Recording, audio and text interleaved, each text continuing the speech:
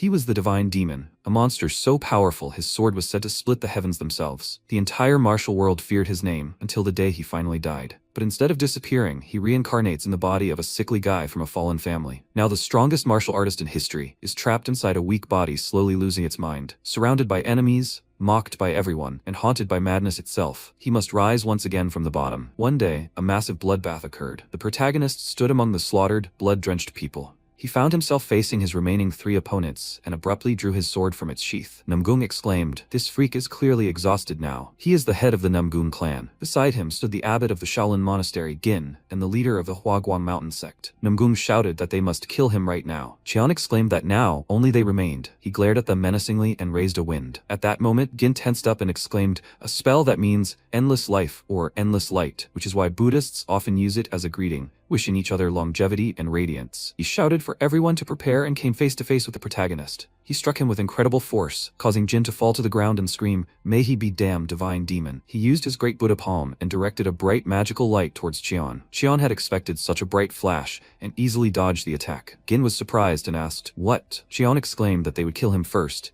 and at that moment their powers clashed. Gin shouted at the other two, "What are they even doing? They should attack him now." After these words, Namgung and Guan moved to help, and using their magical powers, began to surround the protagonist and Jin, but nothing worked. They combined a flash the color of happy lightning and shouted for him to die, even managing to hit Cheon. Blood spurted from Cheon's mouth, but he did not stop fighting. Jin pulled out his hand and shouted, "May he be reborn in heaven." At that moment, he pounced on his opponent, when Cheon suddenly rose into the air, greatly surprising Jin. Dark magical powers began to emanate from him, and a moment later, he destroyed his first opponent and slammed him into the ground. He then smiled and said that the next one would come soon, as Gin had died. The remaining Namgung and Guan realized he was nothing but a monster. Qian kicked off and abruptly ran toward them. Guan was in front, and Namgung told him to step aside, but it was no use, and Qian pounced on him with incredible speed. The divine demon Cheon, to kill him, drowning him in the blood of the Central Plain. The elites of all 9 great schools of the Orthodox Alliance had gathered here. However, confronted by the summoned power of the greatest under heaven, the Alliance was on the brink of destruction. Cheon shouted to the old man, "Has he already chosen a place for his grave?" He replied, "Of course, the place is already prepared. His grave will be right here." He used the endless rain of plum petals, everything around him glowing with bright pink magic, and the tree roots began to approach Cheon, who looked and realized he had to hold on a little longer. He remembered the old days when he was happy with his loved ones, and he couldn't die yet. Cheon used the demonic dragon martial art, the 5th technique, Black Dragon Evil Slayer. He struck with such speed that Guan died instantly. After that, only one opponent remained, and that was Namgung. Cheon was aimed at him when he used the King's Blind Obstacle Strike, and everything around him glowed with his blue magic. Qian knew it really hurt, but he only felt a slight tickle. The freak, the image of his murdered family was in his eyes, and he was so angry that he didn't care about the pain, and he pounced on his opponent, who looked at him in surprise, not expecting such a reaction. Qian swung his sword and struck Namgung with incredible force, causing his blood to spurt out and leaving him stunned. After that, Qian threw him aside a few more times and thought, "Cheon, he's a vile ophthalmologist for a demonic sect." At that moment, he struck him with one last magical beam, but Qian was able to easily avoid it, despite struggling to catch his breath for a long time. Namgung cried out for him to finally die and stabbed him in the back, because his worthless life would end here and now. Qian gritted his teeth in anger and pain and realized that the picture was slowly becoming clear. Yes, he was proposing to end everything here and now. Namgung asked again, "What?" Qian turned around and shouted that he had said they would end here and now. Blood spurted from his mouth, and he screamed, "This damned fate will not end." He stabbed the sword through himself, straight into Namgung, who was stunned by the pain and began coughing. Qian finally pulled the sword from his chest, and Namgung couldn't understand how this could have happened. It was his heart, so how had he defeated it? Had he really surpassed human limits? That was what he was, a divine demon. At that moment, Namgung died, and the dark magical powers began to dissolve into thin air. The 9 great schools were wiped off the face of the earth. Qian asked, would that be enough? He recalled his past, when children fought in the garden and shouted that they were arrogant brats. What did they even believe in, continuing to behave so impudently? Qian fought and injured his acquaintances. His teacher raised him and asked.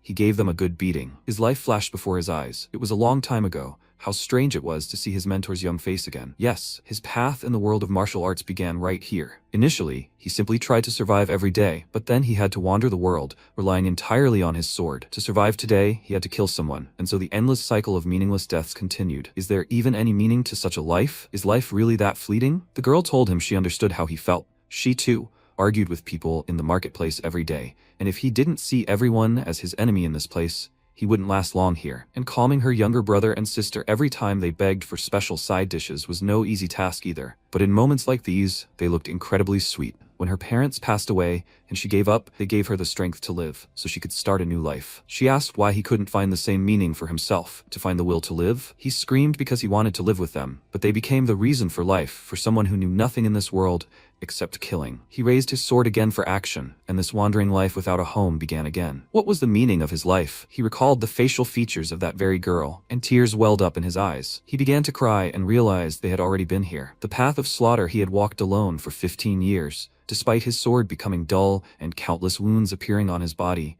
he finally reached the full force of his power and carried out his vengeance. Finally, looking at the rising sun, he lowered his sword. The divine demon Cheon had fallen into eternal sleep in this place. When he closed his eyes, he heard screams. Did he show up here without any warning and talk all sorts of nonsense? Did he really think he would sell him his martial arts for a handful of coins? Cheon became enraged by the noise and asked, after all he had been through, was he really being cast into hell? The girl standing across from him was explaining that his older brother had an accident and wouldn't be able to inherit the clan's martial heritage. So how about passing on the family's martial arts to her son? He didn't understand what was happening and looked ahead questioningly. What was this even like? This clearly wasn't hell. The child began screaming that this was unacceptable, since his older brother was alive and well, as their family's martial arts could be passed down to a collateral branch on his mother's side. They weren't even close relatives. Even if the brother couldn't inherit the family's martial arts, their grandfather's techniques belonged to the family. Cheon looked at the children in surprise and asked, "Who are these two anyway?" At that moment, a young man approached them and suggested that this matter wouldn't be easily resolved,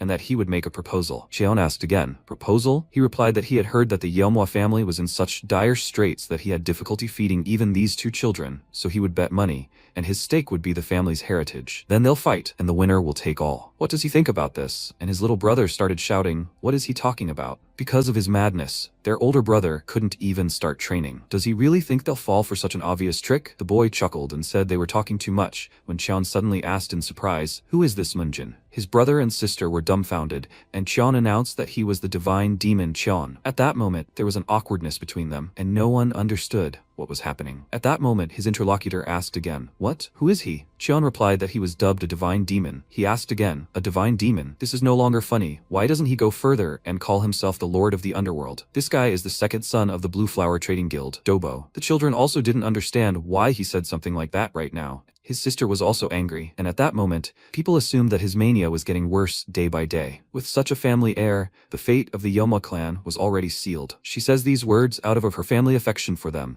Let them not judge harshly, and there is nothing wrong with the proposal. This girl is the head of the Blue Flower Trading Guild, Bu Cheoen. Bu clapped her hands and said there was no point in talking anymore. She would consider their silence as an agreement to a duel. They should meet on the 5th day of next month at the Flying Shadow Pavilion. Dobo added that they would make a promise to each other, as one warrior to another. If he breaks his word, he knows what will happen, right? And they went ahead and decided everything themselves. And his sister asked again, what should they do now? He'd never really held a sword. Cheon asked again, are they talking about him now? The guys looked at him in bewilderment, and he replied that nothing funnier could be imagined. If he gathered all his energy into a fist, he could. But suddenly he realized that nothing was working and asked again, what? Where did all his energy go? What was this? He had no internal energy at all. He started screaming and got angry. What was wrong with his weak body? His bones were so fragile. Were these hands even capable of holding a sword? His sister started crying and begging him to stop. She begged her brother to come to his senses, even if his mind was paralyzed by madness. After what these people said, only the last idiot or a complete fool would just sit idly by. And her brother asked again, the last idiot or a complete fool? How could she say such offensive things to their older brother? She should apologize to him right now. She started sobbing and replied that she wouldn't do it because it was because of him that their parents died. Cheon was dumbfounded as he tried to figure out what was going on, and his sister ran away from the scene. His brother turned to him and said that, although he didn't remember, this happens often, so please let him be understanding. Let him forgive, but he will leave first. Cheon realized that the children treated him like a madman and that it was all very strange. Sometime later, evening came, and he clearly remembered beheading the head of the Namgun clan. And because his heart was pierced through, it was unbearable pain for him to even take a single breath. He had avenged his family and his younger brother and sister, so he should have calmly closed his eyes and retired. But why did he end up in this body? What even happened? And who are these kids who look exactly like Sokjun and Yeju? No, first of all, why do they consider him crazy? What kind of nonsense is this? At that moment, a familiar face ran up to him and shouted, Young master, did he leave the residence again when he was so unwell? Does he even know how worried he was about him? Cheon asked again. Who else was he? He saw that he knew him. The boy was surprised and asked again. What? It seemed he had been overcome by a wave of madness again, and he was therefore accepting an explanation. This was Masok, a servant of the Yeomwa clan. Once, thanks to their exceptional talent for wisdom, countless sectors of the Orthodox Alliance desired to take him as their disciple. He is the heir of the Yeomwa clan, Moonjin, who turned 23 this year. He is his young master. He has told him this for the 6,205th time. Cheon asked in surprise, really? Then if he was so talented, then why is his inner core in such a state now? And as for the words about mania, why does everyone treat him like a madman? Masok didn't know what to say. It happened 17 years ago. They decided to have a fair fight without internal energy, and Moonjin, at 6, asked 9-year-old Dobo for a duel. Dobo replied, okay, a fair fight without internal energy. It was unknown who had first requested the duel, but the two young gentlemen engaged in combat without their elders present. They fought with all their might. As expected from Dobo, he deflected every blow. As expected from a talent who thirsted for everything, the Orthodox Alliance sector expected a fair fight without the use of internal energy. Then, surprised, he asked again, what did he just say? Dobo replied that he was an idiot and lunged at him with a fist. Moonjin was incredibly frightened and was thrown far away. When he landed, he asked, Dobo, they had agreed to use internal energy, so why did he use the Fist of 7 Wounds? He replied that even in this situation, Moonjin still called him brother. As he'd already noticed, he used the 7 Sex Gongdong Fist, and they say one blow like that is enough to leave serious consequences. He's been testing this technique lately, and last week, he tried it on a senior disciple. He's still on the brink of death. Moonjin, I wonder what will happen to him. After these words, he struck the kid again. Cheon realized it was all clear. That was why he was being treated like a madman. If this state was one of the consequences of the blow near the Seiren, then it made perfect sense. But more importantly, he damaged his core of internal energy, turned him into a madman, and now he was so shamelessly challenging him to a duel. Then how did they deal with that freak that had him so wild now? Masok replied that it was the late head of the family's decision. He asked again, the father of this body? Masok replied fearfully, yes. Besides being the late family head's nephew, young Master Dobo was also the heir to the Blue Flower Trading Guild and one of the 10 outstanding talents in the Central Plains. So the late family head only scolded him more severely, and that settled the matter. His own son had been attacked with fists, 7 people had brought him to this state, and he'd simply scolded the offender? What a pathetic family. And where are his parents now? Masok lowered his gaze and replied, his parents, but he didn't finish the sentence, and they entered the room. When Cheon walked to the mirror, Masok explained that his obsession had only worsened over time. The clan head had run up serious debts, desperately trying to cure him. 9 years ago, the mistress's illness worsened and she died, and 3 years ago, the debt-ridden clan head also died. Ultimately, he was left alone with his brother and sister. He couldn't even properly raise one son, and that's why he suffered. A cursed child who brought his parents to their graves. Now only his younger brother and sister will suffer. And so the glory of the Yeomwa clan has faded. All that remains are debts incurred in the hopes of curing him, 2 loyal servants, and a dozen warriors under his command. And also, the young master of the Yeomwa clan, Dojin, and the young mistress of the Yeomwa clan, Soen, his younger brother and sister. The family was destroyed by a single illness, so it's no wonder that child lashed out at him. Sometime later, night fell, and Cheon reflected on what he had learned from the history books in Moonjin's room. When he was a divine demon, life had indeed left his body after the battle with the 9 great schools, and it seemed 30 years had passed since then. The sensation of this world is too vivid to call it a dream, so it seems truly real. Simply put, he's a madman without even a drop of internal energy, possessing the body of the eldest son of the Yeomwa Moonjin clan. In any case, all those he was supposed to kill are dead, and he has no regrets left in his life. But his younger brother and sister, their story is tragic, as the memories he saw further prove. After all, he'll now have to live in this body. Maybe he should help them a little? But there's a major catch. The Blue Flower Guild is the cause of all this destruction. The one who crippled this body was there, and the first thing he needs to prepare for is a duel with Dobo, which will take place on the 5th day of next month. Before then, he needs to embark on the path of a disciple at all costs. He smiled and wondered, does that mean he'll have to start from the most basic principles? He sat down in the lotus position opposite the window, thinking that it reminded him of when he first began studying martial arts as a child, when he'd even found it hard to breathe. He inhaled and saw a bright glow, wondering if perhaps this body's natural talent was truly special. He didn't even have to try to sense the chi in the air. Multiple bright rays appeared around his body. Cheon simply closed his eyes, and a bright light began to emanate from him, piercing even the walls of his house. After a while, those in the house heard a loud scream. They didn't understand where it was coming from, and ran into the room, asking, "What's wrong, young Master Moonjin?" He fell motionless to the floor, and the man screamed that young Master Moonjin had finally died. No, the brat was perfectly fine, except his pulse was faster than usual. Maesok clutched his head in hope and exhaled with relief. Wangbong grabbed his hands and asked why his body had become healthier. Moonjin raised his head and asked, "What's What's wrong with this body, you old idiots? Just trying to form a core of profound energy had turned into such excruciating pain. And he asked again, what did he just say? Munjin screamed and asked, why does this whole thing have such a shitty constitution? Guangbong replied that if he was talking about his body's constitution, he'd heard a monk call it a heavenly martial constitution. Cheon was surprised by this name, and Huangbong said, yes, it was also said that his body was blessed by heaven to walk the right path. Cheon asked again, is he laughing now? At that moment, he began coughing up blood and realized that this constitution was completely incompatible with demonic martial arts. If a person with such a body tried to cultivate demonic martial arts, the pain would be excruciating and everything would end in death. There was a heavenly constitution of feelings and a heavenly constitution of murder, as well as a heavenly constitution of flames and even a heavenly constitution of longevity. At that moment, Munjin fell again, and Masok shouted at him not to lose consciousness, waving his arms. Jian didn't understand why. Of all the listed constitutions, he had been given this one. It was simply a curse, because in theory it would happen next month, and everything was really very bad. He asked in a trembling voice, who were those old men? Masok replied that they were the chief rulers of the Yomwa clan, Bakmin and Huangbong. Qian thought, the heir of the clan is on the verge of death,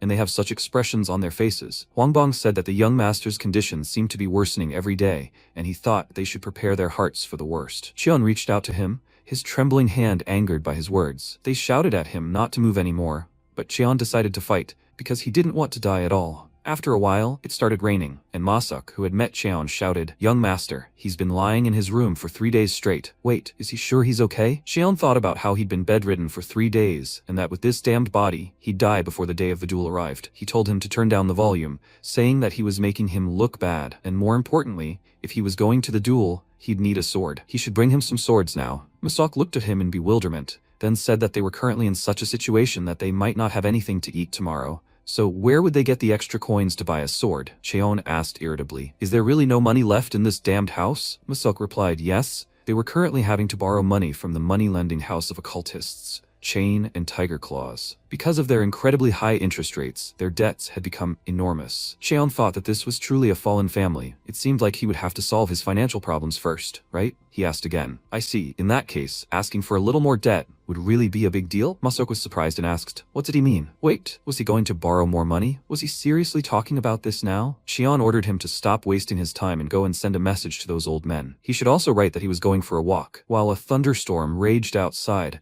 Huangbong saw the letter and started shouting. Was he really saying that young Master Munjin had gone off in Tiger Claws again? Okay, he thought that wouldn't be a problem. They'd just send him on his way, right? Bakman replied that he thought the problem lay elsewhere. If young Master continued to be an eyesore in Tiger Claws, the assassination squad would take action. After some time, they arrived at Tiger Claws, a money-lending house. Munjin grinned and said, thugs, tell your boss that Munjin from the Yomwa clan wishes to see him. Tiger Claws guard Noho said, if he comes here to gamble again, he should stop talking nonsense. Play quietly and get out of here. Cheon asked again, what? He can't convey his words. Then let him call his boss. Noho asked him what he just said. Masok replied in a trembling voice that he didn't mean that at all, that his young master was simply ill. Cheon asked him again why he was staring. Noho decided to fight him, and Cheon asked what was wrong. He told his brother that this jerk wanted to see the head of the company. The deputy head asked again, was he here or something? The manager? He wanted to meet with the head.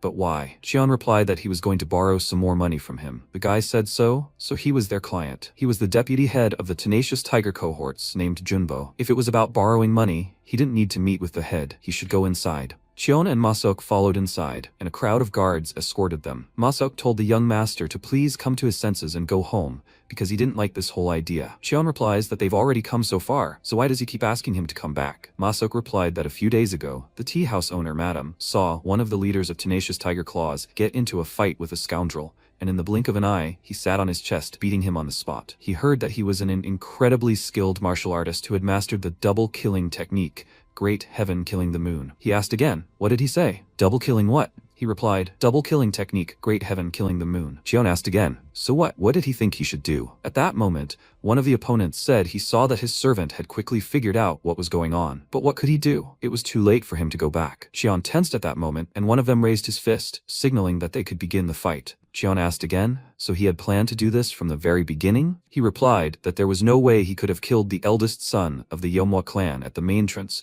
where a crowd of people had gathered. He couldn't even pay off the interest, let alone pay off the principal. Yet he dared to show up here so brazenly. He won't let him pick their pockets like his parents did. At that moment, Masok began to bow at their feet and shout, please forgive them, and he begged for his young master's life. Cheon asked again, what, like his parents? He never had parents. A moment of confusion arose between them, and he realized it was a curse, as for a moment he felt like his former self. His rival replied that he was starting. Junbo offered to beat him lightly. The knights abruptly drew their swords and shouted that they would carry out his orders, then grabbed Cheon by the clothes and yelled at him to die. The insolent freak. Masok cried out in fear, but at that moment, Cheon broke his bone, and he cried out in pain. He screamed. What kind of trick did he use? Cheon replied that for such a large body, his bones were too fragile. With such a body, he should take advantage of this moment rather than attack head-on. Then he asked why they were all frozen in place. They had to finish him off quickly. The guys pounced on Cheon, who tried to deftly avoid their attacks, and one of the attackers shouted that he was a slippery snake. Cheon thought that since the rapid stepping technique wouldn't work here, it was the best choice for attack. So he gritted his teeth in anger and punched his opponent, who fell in a pool of his own blood. They cried out that he was a bastard and pounced on him again, who managed to jump into the air and, after a few deft moves, attack his opponent. He asked, "What's going on?" When he delivered the finishing blow, he flew to the side, and the remaining guys tried to rise from their knees. Masok asked in surprise, "Is he alright, young master?" Cheon asked again, "Can't he see? He was actually more alive than anyone else." Masok exclaimed, "What the hell was that? And where did he learn martial arts?" He replied that it wasn't martial arts, but simply that his body had learned to react naturally after many years of living on the street. He asked again, "What? But young master, when did he even have time to live on the street? He has plenty of experience, but let him try to avoid it." At that moment, Cheon pounced on Junbo and used a bright beam of light. He asked again, "What, that coin?" Junbo told the pathetic warriors to get out of sight, and he would deal with him himself. Cheon replied that he simply wanted to speak with their leader. Was that really such a difficult request? Junbo replied that the leader wasn't someone you could just meet with, so let him bid farewell to his life. After these words, he lunged at Cheon with his sword,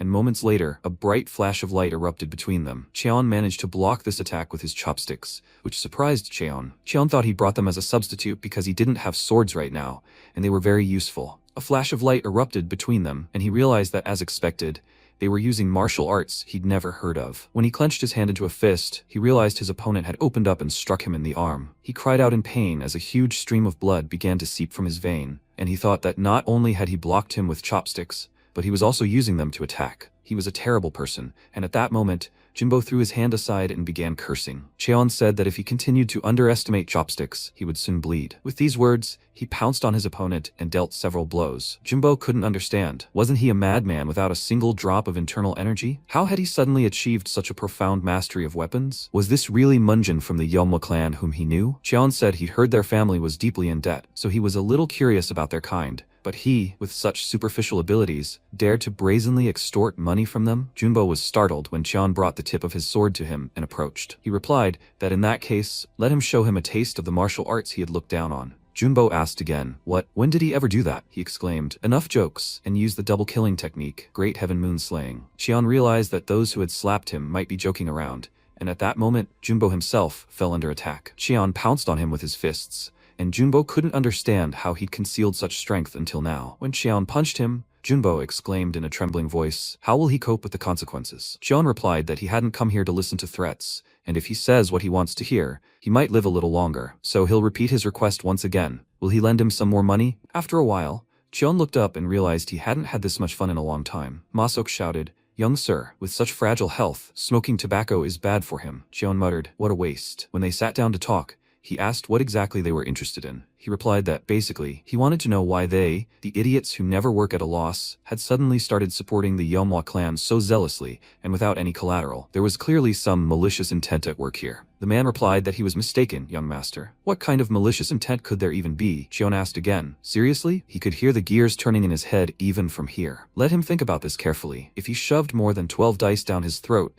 he wouldn't be able to say anything, no matter how much he wanted to. When the lantern lit up, the man said the order came from the Blue Flower Guild. Cheon asked again, "Really?" He had a feeling those rats were involved, so how did they make a deal with them? The guy didn't know what to say, and Cheon said he was some kind of enlightened warrior. If he was going to be loyal to someone, he should be loyal to his subordinates, even if his body was hacked to pieces. And this place burned to the ground today. Those degenerates wouldn't even bat an eyelid. The guy was dumbfounded, and then his face suddenly glared with anger, expecting them to sign a contract. The Blue Flower Guild told them to borrow as much money from the Manhwa clan as they wanted at the highest possible interest rate. They asked to put their family in such a dire situation as if they were in debt to the King of Hell himself. If they did everything as they said, after the Manhwa clan's fall, they were promised a decent compensation and the return of their land holdings. The protagonist asked again, so he did take the clan's land as collateral, right? Then he owes 300 ning of gold, which he takes today. How much will that be in a year? He replied that according to the contract, it was approximately 5,000 gold. Cheon chuckled and asked again,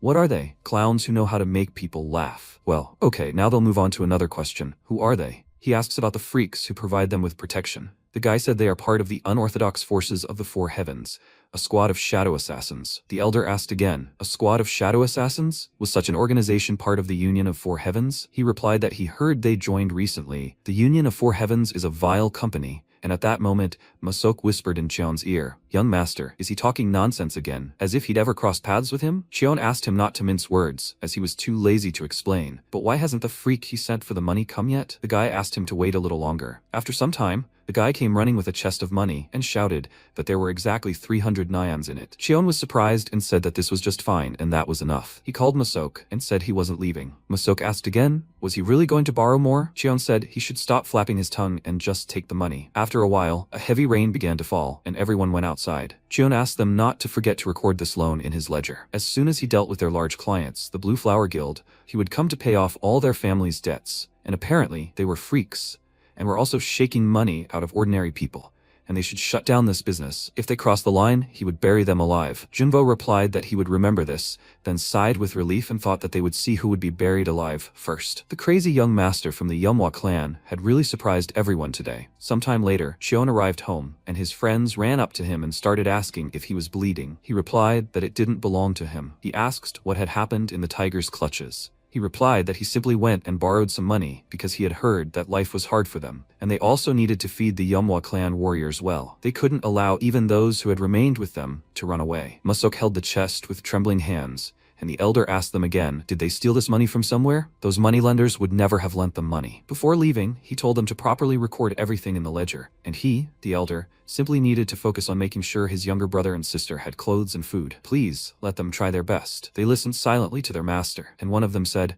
can such madness really exist in the world? Wangbong didn't even know what to answer him and just chuckled. When Cheon entered the room, he lit all the candles and said that he never had parents and therefore wasn't sure what to say. For now, the money issue was more or less resolved, so there was no need to worry too much about everything. From now on, he would take good care of his brother and sister, as well as the rest of the family, so they can rest easy now. In a few days, he had a duel with that freak Dobo, and he would have to fight him because the Manhwa clan's secret martial art was at stake. But they didn't need to worry, because he would break that Guan's neck. The guys watched him from the sidelines and smiled. After a while, a new day dawned, and work was already beginning to boil in the estate. One of the workers threw a wooden box on the ground and shouted, what did he say? Masok noted that everyone had worked hard, and the guy said, stretching out, that the box was so heavy that he felt like his back would break in half. But the main thing is that they brought everything, so now they can have a drink and rest a bit. When Cheon left the room, he shouted that everything had been delivered. 50 jin, 80, and 110. They all arrived so on time. Masok asked again, but what was he going to do with all this? The warriors were sweating profusely while they were carrying them.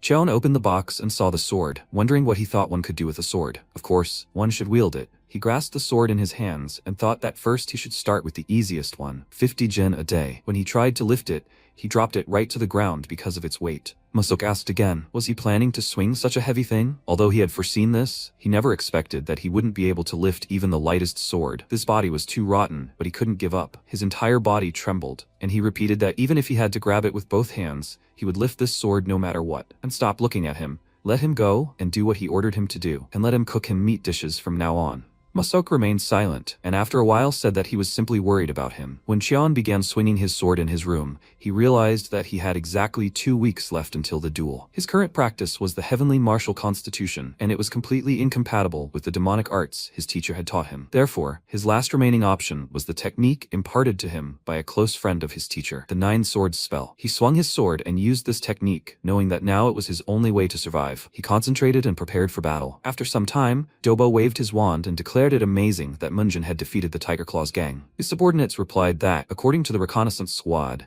they would be unable to move for approximately 2 weeks. He was surprised since Munjin had no core, so how had he managed this? Even with rot, he still retained his value. so now he should prepare a gift for their dear young master, Munjin. He tossed the tool aside and realized he was eagerly awaiting the day of the duel so that he could come here and reveal all his hidden qualities. The protagonist had worked hard and trained diligently. A heavenly martial constitution, if it was a body bestowed by the heavens themselves, it should be able to withstand something of this nature. After some time, Cheon realized that Masok had prepared everything he had asked for. His body trembled, and beads of sweat trickled down his face from exhaustion. He exhaled and realized it was time to begin. He used the 9-sword steel spell, the first tactic being a swift thrust. Raising his sword, he always thrust forward, and no one will dare to block his path. He swung his sword and chanted. The second tactic is the sword of destruction. No matter how he does it, he will destroy everything in his path. He gripped the sword firmly in his hands as he held it, and a stream of water flowed down his face. Tactic 3 is crossing the heavens. Even if it's energy, the heavens are small because there are fewer of them. He was very tired at this point, holding the sword, and cried out that his back really hurt. After that, he decided to move on to the next step and grabbed the whip. Swinging it, he began to undergo the next tests. This was the fourth tactic, the sword of cleaving the void. No martial art can withstand this sword. Even complex techniques can ultimately be defeated by the simplest sword. He realized that none of them had hit and suddenly exclaimed. When he managed to smash several fragments, he used the fifth technique, Sword Killer. Even if there were crowds of enemies before him, they would all kneel before this sword. He shattered several logs and realized that despite their overwhelming numbers, ants could never surpass an elephant. So numbers meant nothing in the face of true strength. He dragged the sword behind him, and suddenly a log fell on his head. He cried out in pain and grew angry, then moved on to the next step. This was the sixth technique, the blade that splits the moon and its reflection on the surface of the water. Even the moon floating on the water would be split by this blade. Was this all he could extinguish? Next time, he would have to do more. The seventh tactic is the unification of the sword with the earth, the ground parts before this sword. Thus, the blade is capable of cutting through anything, regardless of size. He couldn't understand why there wasn't a single scratch on it. The eighth tactic is a blade that destroys the heavens. Even the heavens will open before his sword. So is there anything in this world it can't cut? He tossed the sword aside and used the ninth tactic, fighting himself. Finally, his blade was ready, so there was no longer any reason to pick up a sword. He closed his eyes in exhaustion and realized that at best, this could only be called a good imitation. This was the final stage, fighting himself. He remembered his previous mentor when he was just a child, and his mentor asked him if he remembered. Xian replied that he remembered everything, but did such a mediocre swordsmanship deserve the name martial art? Even the explanation of the steps was utterly ridiculous. He cuts through the earth of the sky and even cuts himself? It seemed like these phrases were made up by a child to sound as cool as possible. The mentor replied that he couldn't deny it, but could he really allow the legacy passed down by his close friend to sink into oblivion forever? He couldn't inherit this martial art of swordsmanship, so he would do it in his stead, because he was the only swordsman who could cross swords with him on equal terms. Chion asked again, "What? Even without a single drop of profound energy?" He replied that he probably used the steps of refining profound energy, since those who had already joined the sects of the Orthodox Alliance couldn't properly master it, and he urged him to pass it on to someone who hadn't yet embarked on the path of apprenticeship. Steps of refining profound energy. What kind of trashy skill is that? The mentor flicked Cheon's forehead and yelled that he was just stating dry facts and should shut his mouth. Cheon grabbed his paws and replied, "Okay, basically, they're back to where he was before. If he swung this sword 1,000 times, his body would change, and if he swung it 100,000 times, his sword would begin to fill with energy. And if he swings this sword 1,000,000 times, it will be difficult for him to find an equal force anywhere in the world." That's what he said. So, if you swing the sword 1,000 times a day, you can master this fencing art in 3 years? Was this man really his equal, teacher? The mentor replied that he couldn't say for sure, because if they had gone to the very end, one of them would certainly have died. Cheon looked up at the sky and wondered how strong the warrior was, and who it was. At that moment, Masok became frightened when he saw Cheon unconscious, and began slapping him on the cheeks. He was surprised that he was okay, because he was worried because he was still unconscious. Cheon replied that if he hit him one more time, he would finish him off. He didn't understand why he fainted from a single approach, let alone 1,000 times a day. Apparently, he had a long way to go. Masok said that although it was late, he needed to eat. Cheon asked again, "Is that pork?" Masok replied that he himself had told him to serve meat. They hadn't bought meat in a while, so he tried to cook it as deliciously as possible. Cheon replied that he should serve beef tomorrow. Masok was surprised and asked again, "Beef?" He replied that beef was better for building muscle. If the problem was a lack of money,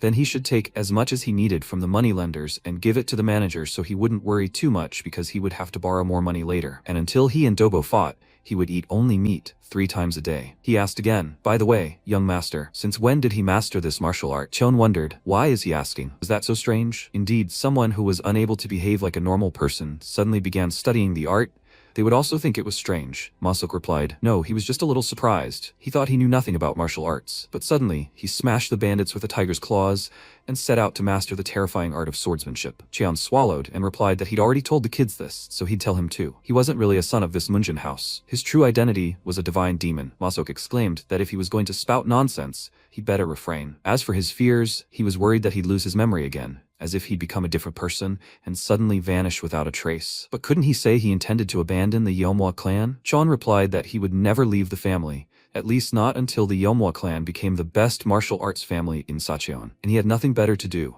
Masok asked again. The best martial arts family? Cheon confirmed his thoughts, and Masok didn't understand what kind of absurd statement that was. Cheon flicked him on the forehead, causing a lump that was extremely painful. Cheon told him that if he was hanging around, he should leave. Masok replied that he was obeying his orders and immediately ran off. Cheon mused that if the Yeomwa clan became the best family in martial arts, he would also be satisfied with that result. Sometime later, the elders discussed the duel between Dobo and young Master Munjin in 10 days. That monster would definitely try to take young Master Munjin's life, and then he would come for the imperial inheritance bestowed upon the Yeomwa clan. Perhaps they should flee from here. Another elder was surprised and asked, what's he talking about? He tried to persuade him to think about it himself. Could they really allow the two remaining heirs to suffer as well? After some time, Cheon continued training until his strength failed him. He spent his days using the sword, so much so that his muscles had now strengthened somewhat. Although with great difficulty, he was now able to lift even a sword weighing 110 jin. But why was his swordsmanship still so unstable? Exactly 1 week remained until Dobo's duel, and Munjin was still training. When the guys entered his room, they looked at him, and he asked again, what brought them here? It's dangerous here, so they should find another place to play. The guys replied that they were worried about him and had been watching him for several days in a row and thought he was overexerting himself. Did he decide to push himself because Son had spoken harshly to him that day? She had simply lost her temper. Cheon exhaled and thought that when he saw them, he remembered those children. He patted their heads and told them that he was completely fine, so they shouldn't worry. Dojin exclaimed, by the way, Munjin, his stance looked truly amazing. He did it like this, right? He looked like a real warrior. She replied that the stance was not quite like that. The older brother stretched his arms forward even further. Cheon didn't understand. Were they imitating him now? What cute children they were. The sight of these children brought back memories of the days when he trained with the teacher. When swinging the sword, he should exhale as long as possible, and now try to freeze in one place and just take his time. And finally, he should return to the starting position. Take a slow, short breath, okay? He thought about it and realized that the most important thing in the 9-sword solo is the breathing technique. He forgot the teacher's words. After that, he told the guys not to worry about anything because he would definitely win, so they should quickly return to their rooms. He sent the children out of the room, and they looked back in surprise. After that, they laughed, wondering if he was really okay. After some time, a heavy rain passed. Chon looked out the window and thought that when swinging the sword he should exhale for as long as possible, then freeze in place, but under no circumstances should he rush. Returning to the starting position, he needs to exhale, and this should be a short, slow breath. The 5th tactic, the sword killer, releases all the internal energy accumulated in the body at once. This is success. He rejoiced, looking up and realized that the steps of despair of internal energy is a technique that allows you to create internal energy through direct body movement. Unlike other techniques that circulate energy through meditation, the steps of refining internal energy were classified as a low-level martial art, requiring the development of energy channels. But to effectively utilize these steps, a stable breathing technique is essential. Compared to the time when he struggled to even swing a sword, his body gradually stabilized thanks to the breathing technique appropriate for this martial art. Practicing this swordsmanship technique dozens of times, the core, which had been abandoned for several years, began to circulate internal energy again. Sometime later, during lunch, Masok was disturbed by an elder who asked if the young master was still training at his place. He was stunned and replied that he seemed like a different person. At first, he kept losing consciousness, but now there was no sign of exhaustion. It seemed the divine energy treatment he had received from the Mudan earlier had been effective. Huangbong wondered if even the treatment from the Mudan was the cause of his improvement after just one session. He asked him to let him know if any problems arose, and Masok passed by and shouted, okay. Huangbong frowned and thought. When Masok approached the young master, he was glad to see him and said he had brought his dinner, only to see him smash everything around him. He didn't understand what had happened here. Qian replied that the space was tight and there wasn't enough room for his training. That's what he said. From now on, he would use the training grounds. When that day arrived, his enemies gathered around him. Qian said, so there are guests here. Masok addressed the warriors as respected figures and informed them that the young master had said he would use the large training grounds from now on. They turned to him in bewilderment, and at that moment, Qian slammed his sword on the ground and shouted that he needed the large training grounds for his personal training, so he would borrow this one for a while. He thought it would be more spacious there. There's another training ground nearby, so they can use it for training. The guys didn't understand what this Walking Dead man just said. Simply swinging a sword doesn't make anyone a martial artist, especially since the tip of his blade has never been stained with blood. He exclaimed, "Wow, what heated glances they're casting his way." One of the guys said, even though he is the young master of the Yahello clan, to suddenly come and talk like that. Before he could finish his sentence, the commander of the Yahello clan's death squad, Boyne, raised his hand and ordered everyone to step back. The young master said he was going to train in martial arts. Everyone got angry and walked past, whispering that it seemed his mania was returning. Cheon, hearing these words, told the idiot to stand still. Boyne was dumbfounded when he heard these words and turned around, asking if he had any complaints, to say them to his face. After all, only cowards hide their discontent. He asked again, what was he proposing? Cheon replied that if he had complaints among those who made a living, wasn't the answer obvious? He extended the tip of his sword toward his opponent's nose and said they should fight once. He was dumbfounded and said, "Young lord, no matter how distorted the morality of this world may be, I won't find a warrior here who would draw his sword against the one who would become the clan leader." Cheon replied that he had heard the saying, "A dog that bites doesn't bark, and one that barks is full of fear." If he wasn't going to take a step forward, then he shouldn't start barking, and should live like a frightened dog with his tail between his legs. Boyne became very angry and shook with rage, when suddenly he swung his sword and said that even if he regretted it later, he would not care. Cheon replied with a smile on his face that he did not know, because he was not one of those people who ever regretted anything. Masok closed his eyes in fear as he watched what was happening, and Cheon replied that he didn't know. Those around him watched his actions in surprise, and he continued, saying that he wasn't the kind of person who ever regretted anything. At that moment, he drew his sword from its sheath and thrust it into the ground, after which a struggle began between them. Boyne swung his sword sharply to strike the protagonist, but he deftly dodged the blow seconds later and grabbed him by the neck. Those around him didn't understand. Was he really fighting without a sword? And what kind of movement was that? Everyone watched Cheon in amazement as he changed, rarely lifting his feet to avoid being hit by Boyne's sword. Masok was sweating from fear, worried about his master. Boyne shouted at him to stop dodging and let him deflect his attacks with his sword. Cheon replied that that was right. That's what he should do. As Cheon plunged his sword into the ground, Boyne explained that he'd been a member of the Yahello clan for 25 years, so he knew full well that the family had become what it was because of him, young Master Munjin. But now he suddenly started talking about martial arts. Cheon looked at him in surprise, after which their fight continued, and Boyne shouted that he should know his place. Cheon swung his sword and used the 9-sword solo tactic, the second tactic, Sword of Destruction. At that moment, he tensed, and Boyne realized what had just happened. That technique that had momentarily caused his internal energy to lose its stability. Cheon replied that what he'd said was true, but at that moment, he punched him right in the face, drawing blood, and Boyne began to fall to the ground. Cheon said that from now on, everything would be different. Boyne couldn't understand how this was even possible. His once clouded gaze had become completely different. These were the eyes of a true warrior, burning with determination, and he fell to the ground from a powerful blow. Everyone was surprised that young Master Munjin had won, and their mouths dropped open in shock. Boyne's friends ran up to him, asking if he was okay. Cheon asked, "No one has any complaints now, right?" One of the guys yelled that it was cowardly. Cheon turned around and asked, "What?" The guy replied that he knew Boyne couldn't hit him, young master. Boyne yelled at him to shut up at that moment, and rising from his knees, declared that this was his defeat. After a while, Boyne stood up and said he had taught him a lesson. Cheon replied if he'd learned it in 100 tries, he could go free. At that moment, he waved and told everyone to get out of the way and go train on the nearby training ground. Many of the guys left,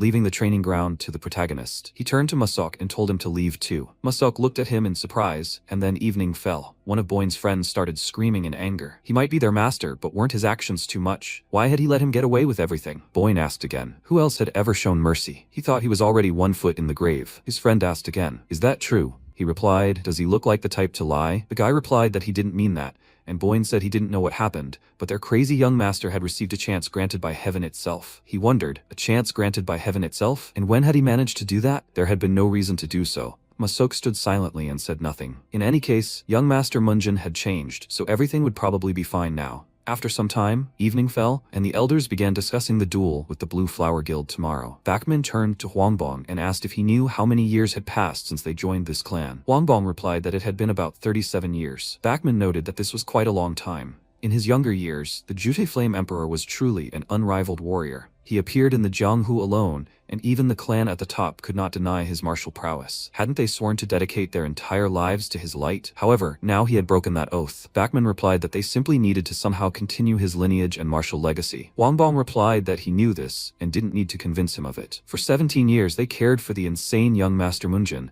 and for another 17 years they protected the Yeomwa clan, which he had espoused with him. Even if they met the Jutei master in the afterlife, he wouldn't judge them, would he? More importantly, are the preparations complete? Bachman asked. Did they really need so much preparation? They just needed to grab some money to settle in the new place, and besides that, there were still a few warriors and 4 clan scrolls left. At that moment, he told Huangbong to go first. He was surprised and replied that, after all, he was his blood relative, and someone had to take care of his body. A hired guild master and a blue flower would be there to witness the duel. Wangbong noted that they were bragging for everyone to see about their plans to commit theft, but Bachman replied that they were simply saying they were confident of victory. The Blue Flower Guild, those evil snakes, would burn this place until not even the roots remained. He should go to the appointed place and wait for him there. The young master and mistress would probably be shocked. When a new day dawned, Masok and Cheon were having breakfast and began discussing how the meat had become tougher lately. Masok replied that he was just imagining things, since the cheapest parts of the cow are always the toughest. Cheon asked again, had they run out of money yet? He replied that he had no idea, that the steward was simply giving them little. Cheon asked again, was he offended or something? Masok asked again, could a servant be offended by such a trifle? The protagonist wondered then why he had mentioned running away and ended up getting slapped by him. At that moment, he stood up and asked, okay, let him tell me how he liked his outfit instead. Masok replied without any emotion that he didn't know, but he looked better. Cheon was upset and turning away said that they needed to go. Masok, with a hurt expression and a large bump on his head, replied, yes. As Cheon folded his sword behind his back,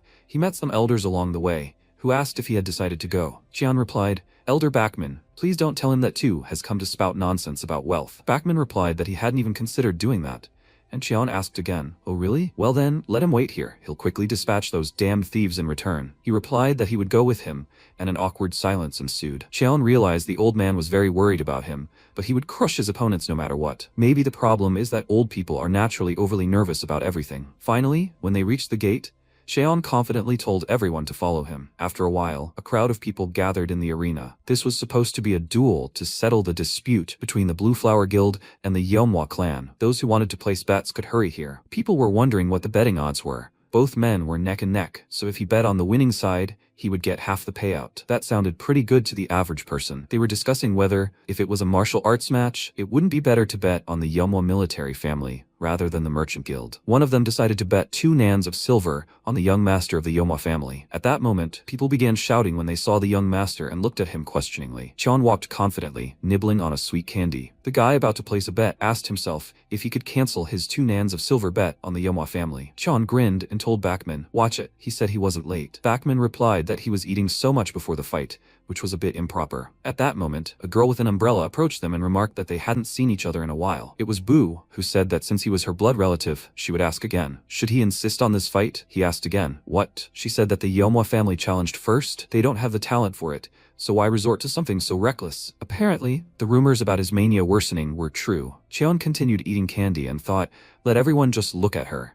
She's talking as if this is a duel for her body. It seemed he had no choice but to pay in kind. He said there was no way the merchant guilds could take the Yeomwa family's secret martial arts from them, so he had to fight. Those around him began to wonder. What? They wanted to get their hands on a military clan's secret martial arts? Are the Blue Flower Merchant Guild such a rotten house? They have no idea what's going on here. Boo pulled out her fan and said she was curious to see how long he would remain so relaxed. At that moment, the host announced, attention everyone, Ikkan of the Gongdong sect will be observing the duel. This is a fight between the guild's successor and Blue Flower, Dobo, and the young master of the Yeomwa clan, Munjin. Under his watchful eye, they will fight with honor and fairness. Many people raised their hands and shouted for the fight to begin. Dobo chuckled and said he saw that he had received the items they sent. Cheon asked, what did he just say? Dobo replied that the outfit he was currently wearing was the battle uniform of the Fire Emperor of the Yeomwa clan. He personally sent it to him to celebrate Munjin's return. Cheon asked, what is this? So, after the duel, he will have to return the rest? At that moment, he drew his sword and held it above himself. The people were surprised that the young master of the Yeomwa clan was a master of swordsmanship. But how could one practice fencing with such a large sword? By the way, wasn't the Fire Emperor a master of hand-to-hand combat? After these reflections, there was silence. And at that moment, Bachman turned to Masok and asked if the young master had said anything to him. Masok asked, what did he mean? When he had told him to run that morning, he had become very angry. Bachman asked again, did he suggest he run away?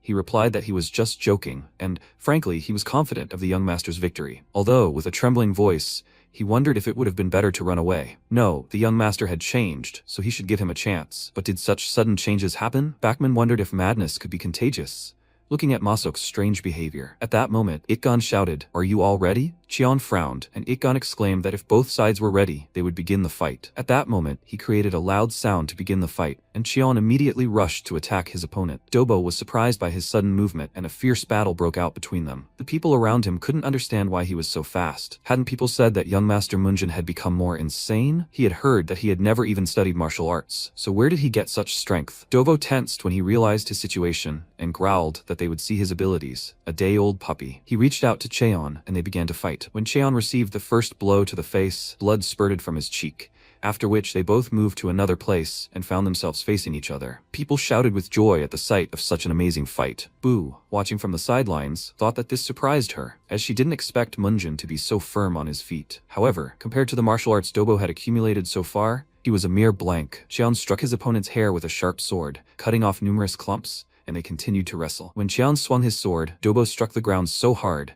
that a bright column of light shot straight into the sky. They had already fought amid thick dust from such a battle, and he thought that Munjin, today, they would drive him completely mad. When they found themselves facing each other, Dobo realized that allowing others to dominate was what he did best. With these thoughts, he pounced on his opponent, but Cheon continued to deftly dodge his attacks. Bachman remarked that he thought young Master Munjin would immediately be hit, but he was holding on like that. Masok noted that he didn't know the details, but it seemed the young master wasn't currently using his full strength. Bachman asked again, what had he suddenly said? He replied that he'd been secretly observing the young master's practice, so he could reasonably expect a more powerful, monumental strike from him. Meanwhile, the protagonist pondered. As far as he could tell, his current level was roughly on par with his opponent's. Was such a short break really enough to catch up? He wiped the sweat from his face and realized he didn't care. In the past, it had never mattered whether his opponent was stronger than him. After all, he'd killed them all, so he'd certainly kill this freak too. Their fierce battle continued at this pace. From the dilapidated hut, they traveled east for 5 kilometers, then another 3 kilometers, and that's how they managed to reach their destination. Fortunately, the young master and mistress had fallen asleep, so they were easily taken along. Some time ago, Wang Bong had asked Bachman if he was sure he wouldn't go with him. Bachman replied that he remained his blood relative, so someone should be there to take care of his funeral. He would be a witness who would personally oversee young Master Munjin's final journey. Wang Bong said that they would then go first and meet at the appointed place. He was still unsure if they were doing the right thing. Meanwhile, Munjin continued to fight. He understood that Dobo was quite good for his age, but in the end, he was still feeling a little shaky. The people watched the battle in surprise and hope, wondering why they looked evenly matched. Did it even seem like young master had the advantage? One of the spectators replied that he had heard that the second Engel Blue Flower was a disciple of the Gongdong sect, but his skills weren't all that outstanding. Xian gritted his teeth in anger and charged at his opponent, just as Bachman shouted, "Young Master Munjin." Masok also shouted at him, begging him to dodge, and at that moment, Bu smiled in anticipation. Qian used the 9 swords solo technique. First tactic, a swift thrust. When he dodged the attack with this tactic, everyone was stunned by what they saw. Could he really have blocked such a powerful blow? Dobo gritted his teeth in anger, not understanding what was happening. He hadn't expected this turn of events at all, and Chan looked him in the eye and smiled. Dobo called him a freak, and their fight continued. Bachman thought that the young master was concentrating all his internal energy and would most likely deliver the final blow now. Masok was frightened, but at that moment, Dobo shouted that everything was happening too slowly. He was concentrating his internal energy too slowly for the attack. Qian used the 9 sword solo technique, second tactic, a sword of destruction. When a bright flash of light erupted between them, Dobo realized his failure and realized how helpless he was against him. Qian walked toward him with a smile on his face, and their swords clashed again. Dobo was horrified at losing to this freak who didn't have a drop of internal energy. A moment later, his sword was shattered and broken in 2, and his arm was severed. Dobo saw blood and cried out in pain and horror, after which Qian kicked the ground and kicked him in the chest. When Dobo, defeated, flew to the side and fell in a pool of his own blood, Bu exclaimed in horror, "Dobo!" Everyone was stunned by the horrific sight, and Bachman and Masok were dumbfounded. The arena fell silent as everyone saw Dobo destroyed. Had young Master Munjin really won? Qian took his hand and raised it up, saying that he accepted this as payment for 17 years of resentment. Bu asked with a trembling voice, "What did he just say?" He said that since it was about the Blue Flower Guild, he thought they would find a way to get it back. At that moment, Ikan leaped up and ran up to Dobo, placing his hand on his chest. He announced that his energy core had also been destroyed. Boo also descended into the arena in horror, and Ikon asked if it was really necessary to go so far. Cheon asked, what was he talking about? Ikon rose to his feet and replied that there was a clear gap in skill, and that the duel had long since ended. Cheon asked, really? If he maintained that attitude, he could be held accountable too. Was it really necessary to use a spell on a 5-year-old who knew nothing about martial arts? He'd simply closed his gestalt. From now on, they would have to pay for provoking the Yomo clan, and they must prepare well for it. Boo fell to her knees after hearing this, clenching her fist. She thought she would never forgive him. The people watched the scene in shock and began raising their hands in support. Just think, he crushed a sect disciple in just a few moves. This was a swordsmanship they'd never seen before. This was the birth of a new martial artist. Bakman approached Munjin with Masok, and they ran closer, and Cheon announced they were returning. Bakman asked again, what? After that, he immediately agreed and wondered if young Master Munjin had always had such a broad back. After this, Cheon turned and said, by the way, manager, about that. But before he could finish, Bakman wondered if he'd guessed they were planning to run away. He'd said he was talking about the gold he'd entrusted to him. Had he already spent it all? Bakman laughed and replied,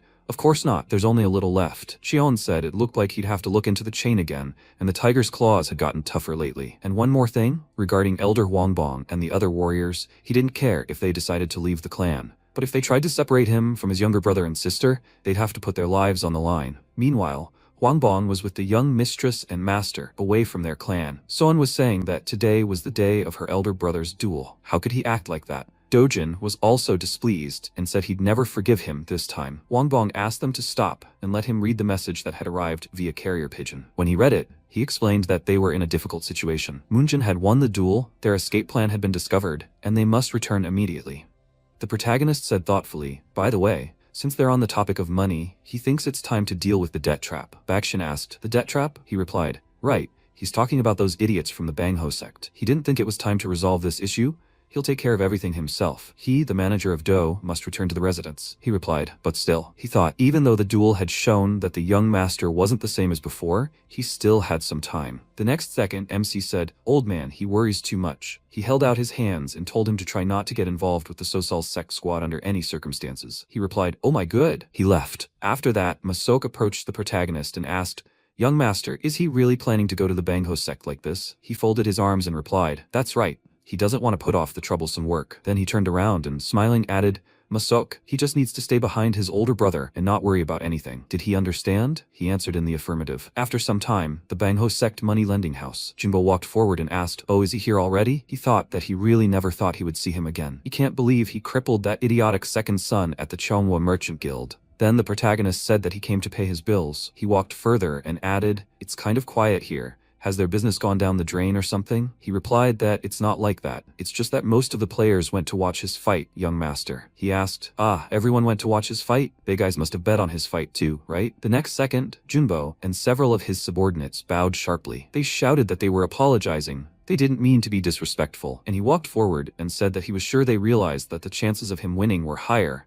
so they must have made a lot of money on their bet. Junbo said, yes sir. He thought, really? After that, the protagonist said, it seems they made a good amount of money thanks to him, but they're not going to keep it quiet, right? He thought, damn it, he's decided to corner them again. He replied, of course that's not true. They were just about to properly express their gratitude to him. He asked, is that so? He sat down at the table and added, excellent, he's glad to hear it. Then Junbo looked at him and thought, unlike last time, a cold air had gathered around him. This is a real martial artist, burning with killing intent. Then the protagonist asked, so where is his boss? He wondered, why does he need him? The protagonist put his hand on the table and said he didn't like asking twice or thrice. If he didn't answer, he'd do it personally. Before he could finish speaking, the leader of the Bangho sect, Che Woonjol, entered the room. The MC looked at him and asked if he was their leader. Woonjol said his guys had told him about him. The protagonist asked if he'd asked to meet once, so why make things so complicated? Well, he has a pretty cute face, and that bug behind him, his lackey? The next second, Black Crow from the Sosal sect walked forward. Energy enveloped his body, and he said, he sees that this brat has no manners at all. So, that means he's the idiot who coveted their money? The MC frowned and wondered if he was from the Sosal sect. Then he asked, how dare he interfere in an adult conversation? Was he tired of living? In response, he laughed, and then suddenly jumped into the attack and shouted, well, he should try to kill him once. At that moment, Masok excitedly shouted, young master! And the protagonist twirled the wand in his hand and said that he didn't care whether he was from the Sosal sect or not. If he got in his way, then first he would earn a hole in his body. With these words, he threw the wand forward, piercing the attacker's arm completely. Then, Black Crow smiled and thought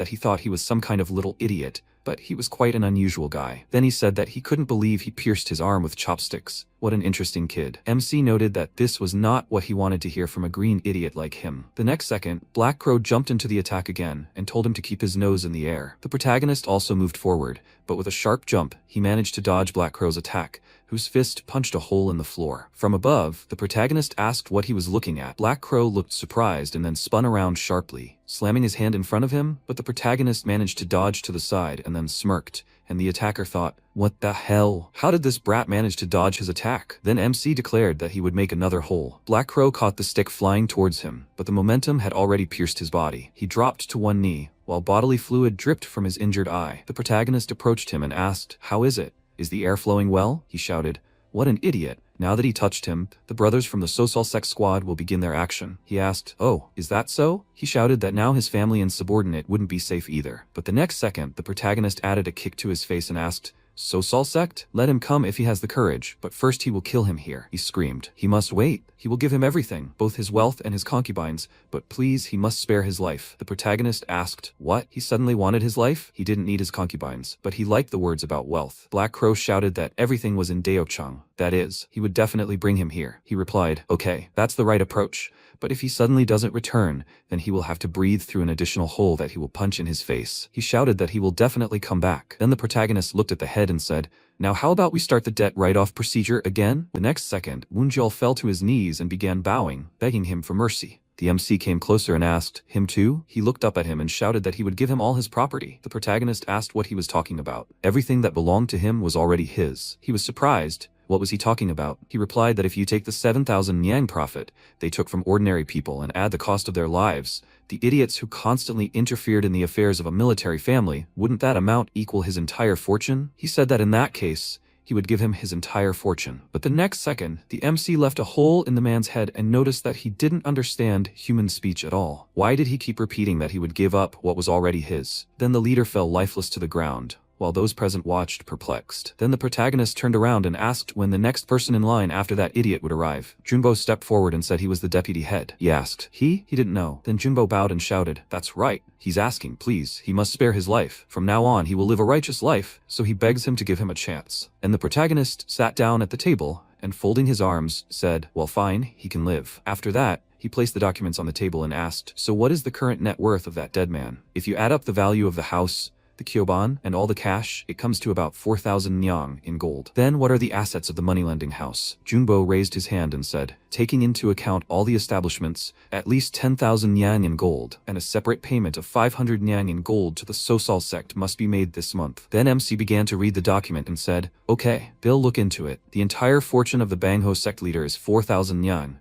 and the business he stole must naturally be returned to his family. The total assets of the Bangho sect are 10,000 nyang in gold, plus a payment of 500 nyang in gold to the Sosal sect. If we add compensation for moral damages, the total amount is 20,000 nyang in gold. He thinks he's judged fairly." Junbo shouted that he'll immediately prepare all the documents and bring them here. He replied, "Okay." He offered to complete all the documents right now and complete the gold transfer. He shouted, "Yes." Then the protagonist rested his chin on his folded hands and said, "Now isn't it time to discuss the value of the remaining people's lives?" With these words, he looked at the two men standing before him and added that he had said he would spare him, but there was no mention of their lives being spared. They cried out that they were begging for mercy. After a while, Baekshun stood next to a huge number of chests and cried out in surprise, "What's all this?" MC stood behind him and explained that he had sorted out the debt pile. Each chest contained 400 nyang in gold. He said, "Young Master Hua." He turned and asked, "Didn't he tell you who was behind the moneylender's house?" The protagonist replied that he had mentioned the Sosal sect. He asked if he knew who the Sosal sect was doing business with. He replied that he didn't. Did he really need to know? He replied, "Jusugong from the Red Sword Sect clan, sworn brothers of Black Crow and Red Crow from the Sosal sect squad." Then the protagonist asked, "Isn't this Black Crow the one with all 10 fingers pitch black?" Baekshun cried out in surprise, "Have they met before?" He replied that that was right. He had stabbed him in the eye with a chopstick. He was surprised. "What?" And then the protagonist said, "Lord Du, such an opponent may be too strong for him or Elder Cho, but he shouldn't hold him to his standards. If there's a pesky bug flying around, he'll just swat it and be done with it. Anyway, for dinner tonight, he wants to eat the most tender veal, and when his younger brother and sister return, he must take care of their dinner too." He waved his hand and, turning in the opposite direction, added that he would go to his room first. Baekshun watched him go silently, thinking that Black Crow was feared throughout Sichuan province. but he dismissed a master of such stature as a mere nuisance. Whether during the duel or now, he continued to wonder if this was really the same young Master Hua he knew. After a while, a subordinate said, "The Yomwa sect set a trap. She must be shocked by the outcome of the duel." Guildmaster Choyan stood in front and said that for someone hired to serve him, he was too talkative. As she had said, he must leave only one child alive and bring him here. He could kill the rest. She didn't care. But he must remember, one child must be alive and unharmed. He laughed in response and said he understood. He'd be back before the sunset. Then Choyan raised the figure above the map and thought,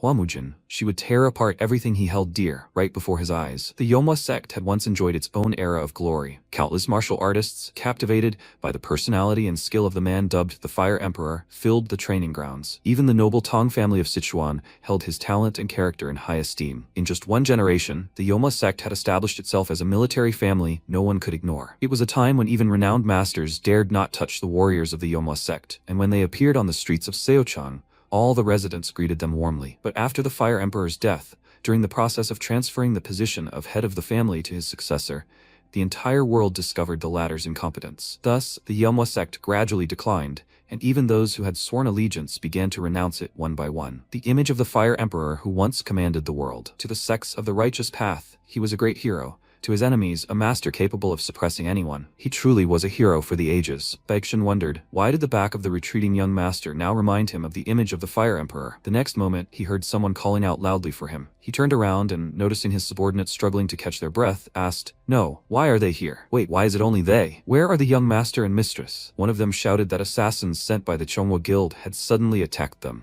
Elder Cho and the warriors fought with all their might, but the assassins were overwhelming. Then Baekshun thought, the young master and young mistress are in danger. He shouted that they must report this to young Master Hua immediately. He would go there first. They shouted, "Yes," and then he rushed off. Meanwhile, one of the warriors asked, "Are they the only ones left now?" They weren't going to kill everyone, so he should think carefully. With his foolish actions, he could send all the little ones to the grave. With these words, he laughed, and Huangban angrily shouted, "What idiots!" The next second, Baekshun arrived, knocking the weapon out of the warrior's hand. His fan returned to him, and he looked at his opponents and said that he had better go quietly home. Then one of the warriors shouted. Another appeared. "Kill." They rushed to the attack while Baekshun fought them. Then the warrior shouted. The only one who came to help was a decrepit old man. Baekshun dealt a few blows, and then Huangban shouted, "Watch out!" Baekshun noticed a warrior preparing to attack. The next second, he swung his sword while Baekshun flipped to the side and shouted, "Damn!" He skidded to a stop on the ground and held his folded fan in front of him, blocking the enemy's attack. The warrior who had attacked him shouted that he could handle him. They should take one child and kill the rest. Baekshun shouted, "Idiots!" The next warrior charged, shouting that he should die already. He struck the steward in the chest and shouted that he was finished now. He added another cut to his body,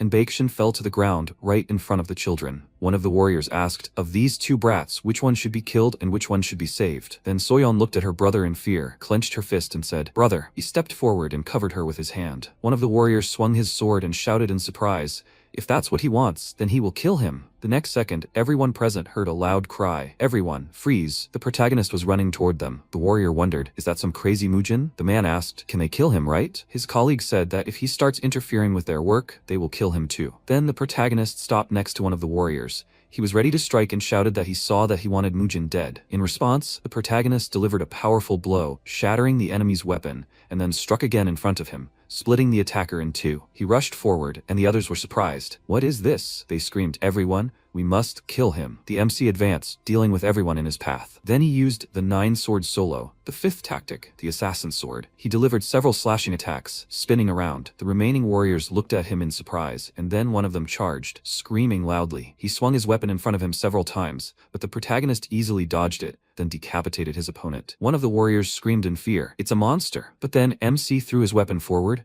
cutting off the arm of one of the warriors. He fell to his knees, clutching his wounded shoulder, and screamed loudly in pain. The protagonist told him not to dare move even his fingertips if he didn't want to die. Then he looked back. Soyeon closed her eyes and, looking through the hole between her fingers, asked, "Brother?" And Dojin covered her eyes with his hand and shouted for her not to look, and she was surprised. "What? Why? Didn't Big Brother come here too? Didn't he eliminate all the bad people?" He shouted, "That's right, but you can't look." Then the protagonist approached them and asked, "Are they okay?" The boy looked up at him and replied, "Yes, absolutely." MC said, "He must have been scared." He replied, "Not at all. After all, he was the son of a warrior." The protagonist then placed his hand on his head and said he was proud of him. After that, he looked at Elder Cho and told him to go back with the wounded warriors and his younger brother and sister. He lifted the steward on himself and replied, "Yes." They quickly rushed to the infirmary. Then the protagonist said, "So, How much longer do you intend to moan, left with only one arm? Was he sent by that ugly woman from the Chongwa Guild? He came closer and added that if he answered his questions properly he might let him live. The warrior shouted, is he really letting him live? He replied that he wouldn't tell you twice. He could simply snap his finger and destroy them all, starting with him. He replied, that's right. They were hired by the head of the Chongwa Guild, Choyan. She found them through the Ark of the Dispossessed. He really won't kill him? At that moment, the protagonist reached for the sword lying on the ground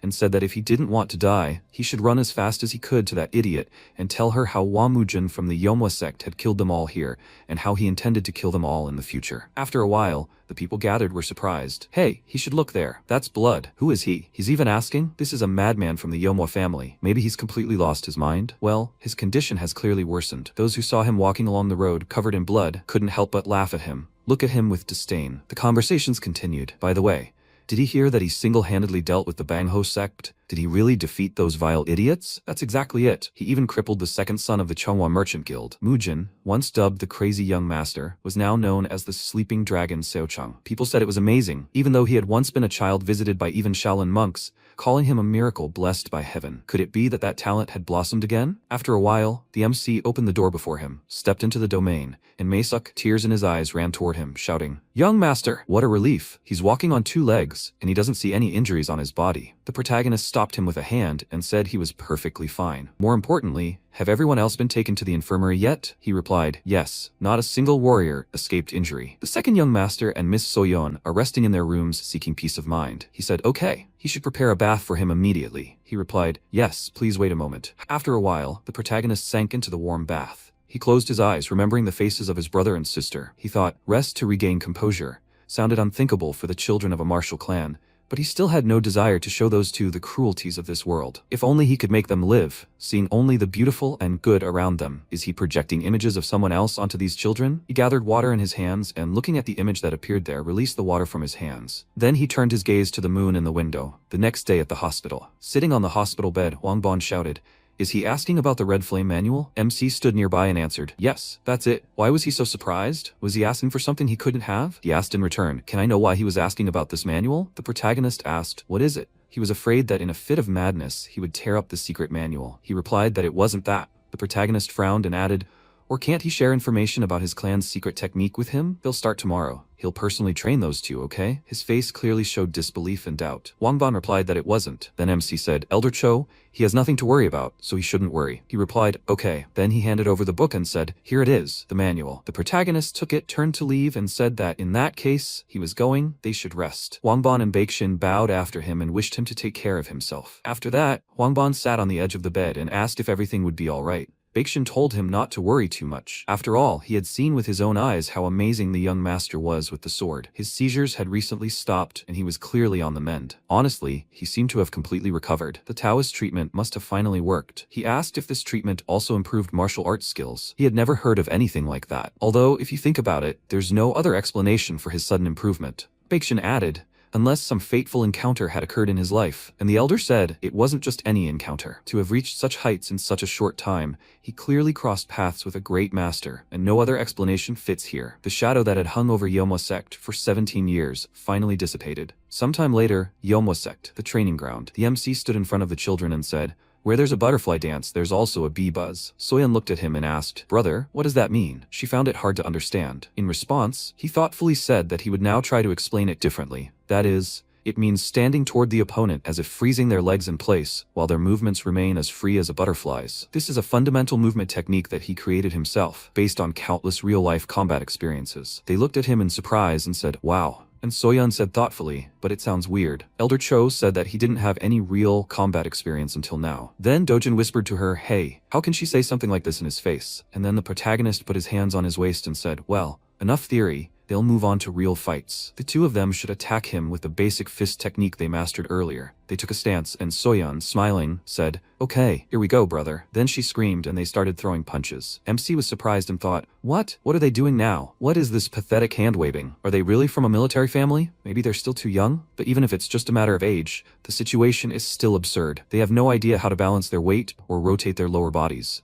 They don't even have a clue about how to control their bodies. Then he shouted, "Enough!" He put his hand to his head and said he had a headache, so they'll stop here today. Soyeon asked worriedly, "Are you okay, brother?" He said their skills were much better than he thought, but before they could begin learning advanced techniques, they needed to strengthen their bodies. They should return to the residence. They'd see each other for dinner. After they headed for the exit, the protagonist sighed loudly and said, "It won't be easy." Then he smiled and thought, teacher. It had been hard for him, it seemed. He regretted that the sex succession had ended in his generation, but he would simply restore this ruined clan to its former glory, and then continue to walk the path of their sect once again. And then, having found the owner of that damn sword mark, whom he had failed to find in his past life, he would definitely kill them. With these thoughts, he grabbed his sword and held the weapon out in front of him. He began swinging it back and forth and thought that he was now able to lift the sword with one hand. He could feel the flow of energy in the air, and with each repetition of sword tactics, his speed increased. A few days later, Wangbon, with an injured arm, walked forward and said that he was back in action. MC bowed and said that it was excellent, and Masok waved his hands and asked, "Excellent? Is that all he could say? Does he even know what they went through protecting the second young master and Miss Soyeon?"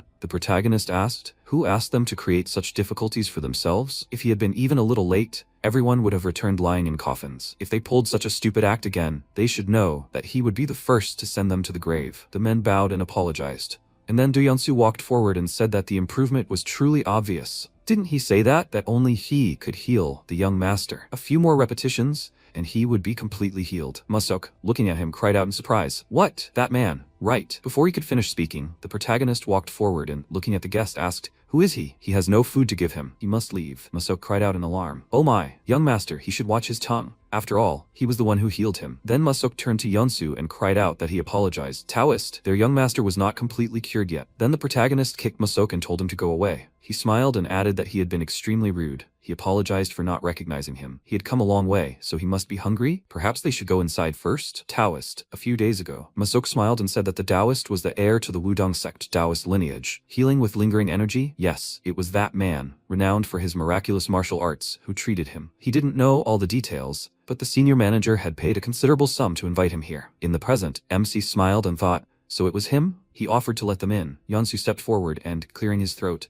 said, "Very well." After that, the protagonist closed the gate behind them, and then said that he had heard that he had inherited the Wudong sect Taoist lineage. Yeonsu smiled and remarked that it was true. It was a little embarrassing to say this himself, but he was the only Taoist to have inherited the true essence of the true Wudong sect lineage. He was the Wudong White Immortal. The next second, the protagonist appeared next to him, and he cried out in surprise, "What?" The protagonist looked at him with a crazy look and asked, "So he claims to be a Wudong White Immortal? Funny. He hasn't heard of any of the heirs of the Wudong Taoist lineage even surviving." He replied, "That's nonsense. He really is." Before he could finish speaking, the MC told him to listen, old man. He must tell the truth while he can. After that, there will be no turning back. He was indignant. What was he saying? Was he doubting him? He was the one. Before he could finish speaking, the protagonist reached for the weapon behind his back and told him to continue, to keep talking.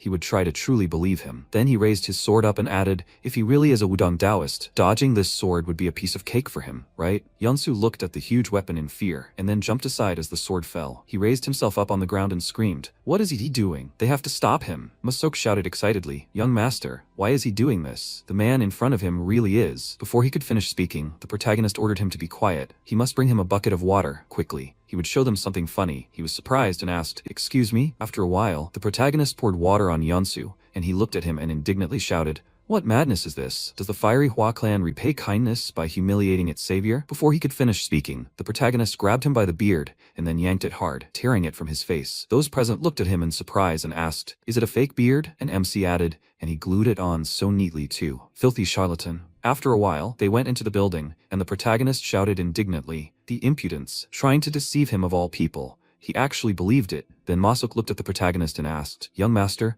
what is he going to do with him?" He replied that he can't just let him go. He smiled madly and said, "Maybe chopping off his limbs and crippling him would be just right." Yeonsu screamed, "He's begging for mercy. He must have mercy. He's asking him not to kill him." And then the protagonist smiled and said that he won't kill him. If he dies, how will he get his money back? He'll just cut off a couple. Before he could finish speaking, Yeonsu began shaking with fear and screamed that he begged him to keep his arms and legs. He'll give back everything he stole. The protagonist remarked that this went without saying, but he'll also charge him for his useless limbs and manhood. He screamed, anything but that. He'll pay whatever he says. Then the protagonist turned around and asked the head manager, how much did he charge him? He replied, 50 gold nyang. The MC asked, 50? Was he so easily fooled? He was too trusting. What had he even been doing all these years? Baekshun adjusted his glasses and said that he heard that he was a great healer. The next second, the protagonist, angry, shouted at him to stop already. Enough. He can't listen to this anymore. He heard him. He can start with those 50 gold nyang. Yeonsu, kneeling, said that he didn't have that money on him right now. If they go to his residence in Jinyang, the protagonist walked forward and asked, 4 hours journey, right? He should lead. Then Hwangbon shouted, young master, should they come with him too? He turned around and shouted at them not to waste his time. With their weak bodies, what can they do there? And they'll have to bury their bodies too. They should stay home and stay out of trouble. He walked up to the door and shouted,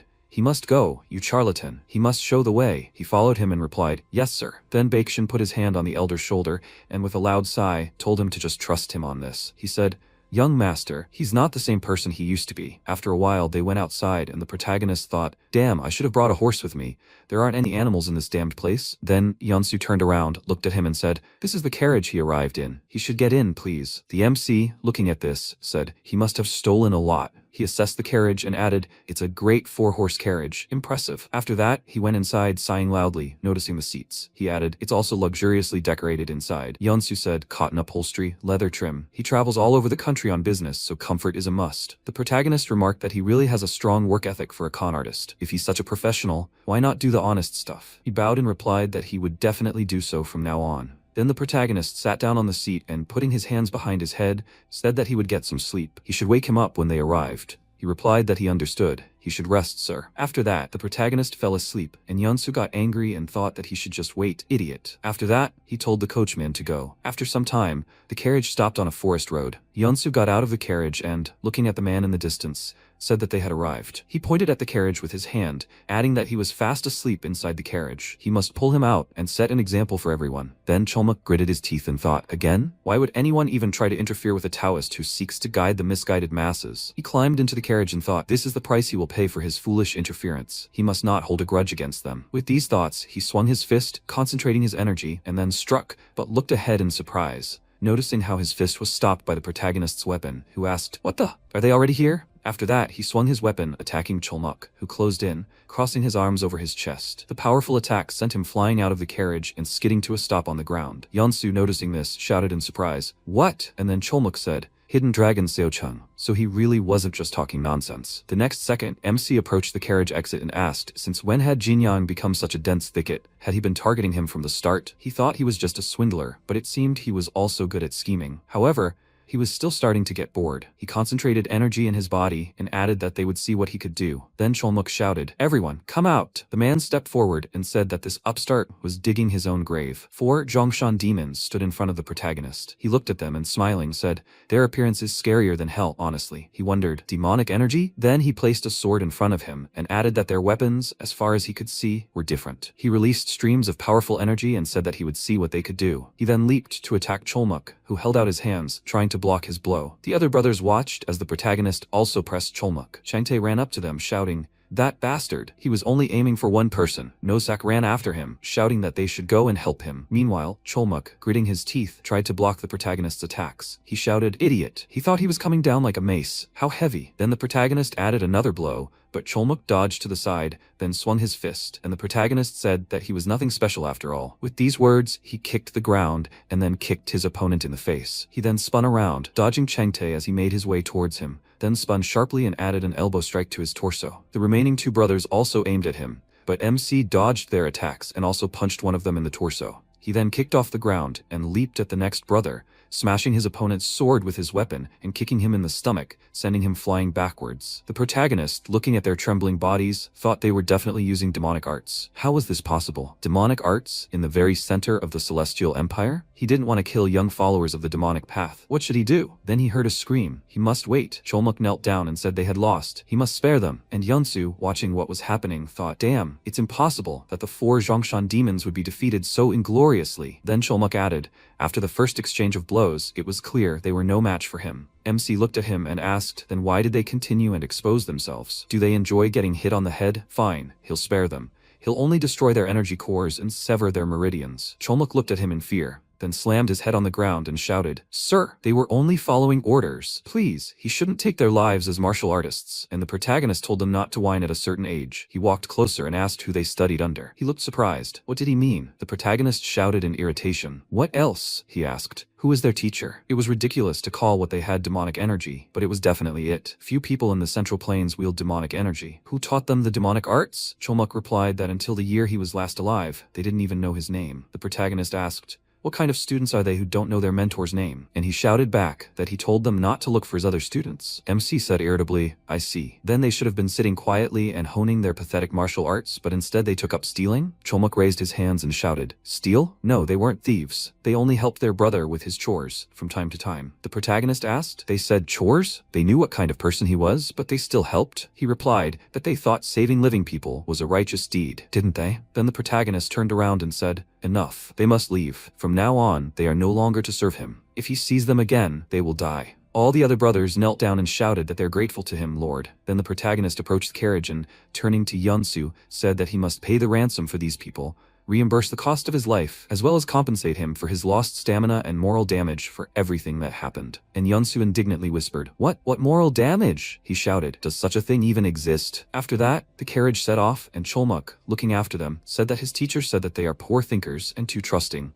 He said that they need to be very careful with those with whom they associate. If they ever meet a strong and noble man, they must follow him and serve him. Okay, their thoughts are in sync. Meanwhile, the protagonist sat inside the carriage, folding his arms across his chest and asking why he stopped again. He irritably opened the carriage doors and was surprised to see his brothers kneeling in front of him. They shouted, "Boss!" Cholmuk sat in front and shouted that they pledged allegiance. They will serve the Fiery Hua clan until death. Please, will he accept them? MC looked at him and said, "It looks like they've lost their minds after such a scolding. Why are they calling him boss?" He shouted that they're not even 30. "Please, he must take care of them, boss." The protagonist shouted in surprise, "What? Impossible. They're saying they're not even 30? He thought, unbelievable. After that, they set off on their journey, and inside the carriage, along with the protagonist, sat the others. MC looked at them, arms folded, and said he couldn't believe it. Did everyone here have mental problems from energy deviation? Nozak said that had never happened to them before. What exactly surprised him so? He replied, "It doesn't matter." Then he sighed and added that he couldn't understand how followers of the demonic arts could become warriors for impoverished orthodox clans. Was that even logical? The 21-year-old eldest brother said that his teacher had always told him that the path of the demonic arts is a way of life, the essence of a person, not some faction or affiliation. 18-year-old fourth brother agreed with him. There was nothing wrong with that, but realistically,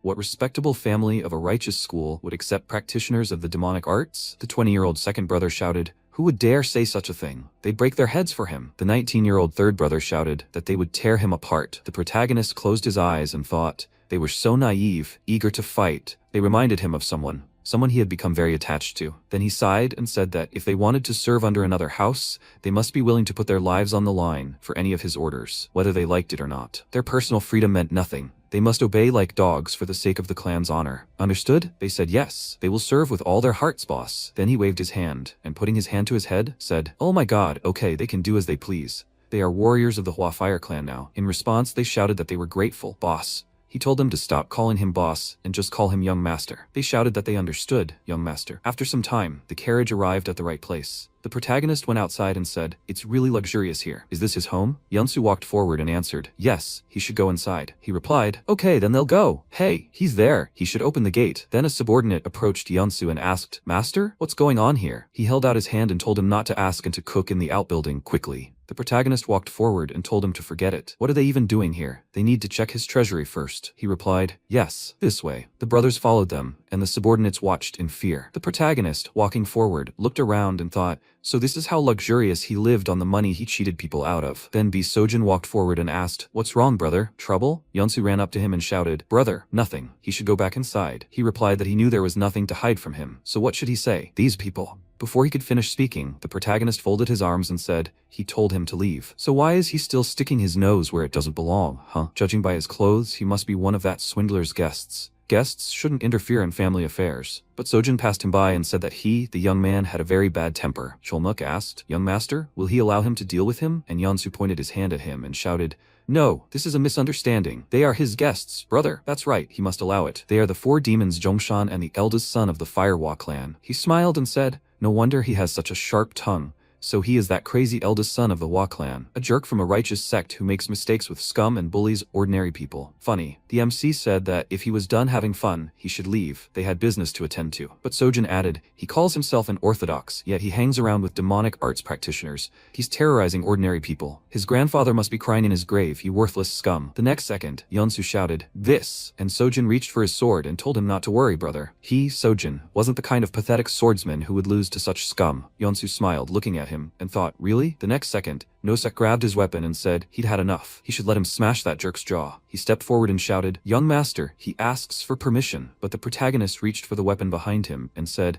leave it alone, he'll do it himself. He then pushed off the ground and leaping forward said, so the dog can protect his master after all. He should come here, mutt. He beckoned his opponent with his finger. The next second, Sojin rushed to attack, pointing his sword forward, but the protagonist parried his attack with his sword, then swung and smiling said, swift sword style, but it lacks power. Sojin shouted in surprise, what? Then MC swung the weapon around himself, forcing Sojin to duck. And then he added another blow, and Sojin noticed cracks in the sword he had extended to block his attack. He shouted, his sword? The brothers watching said, it's over. Aha! As soon as he began to retreat under his onslaught, there was no turning back. Nosak added, just by looking, he sees that his sword is stronger than his iron club, so it will break soon. Yeonsu asked in surprise, what? And the next second, the protagonist swung his weapon, throwing away part of the enemy's destroyed sword. His eyes blazed with excitement as he delivered another blow, knocking Sojin far back. Dongjok folded his arms and said, as expected. Then the MC said, hey, he should throw him his iron club. Nosak shouted, yes, young master. After that, the protagonist caught the club and asked, what did he say? That his grandfather was crying in the coffin? His eyes continued to blaze with rage and a mad grin adorned his face. He said, great. In that case, he'll make sure he hears his scream from the grave right next to him. Sojin looked up at him, frightened, and asked him to wait. Then screams erupted around the protagonist, and he shouted,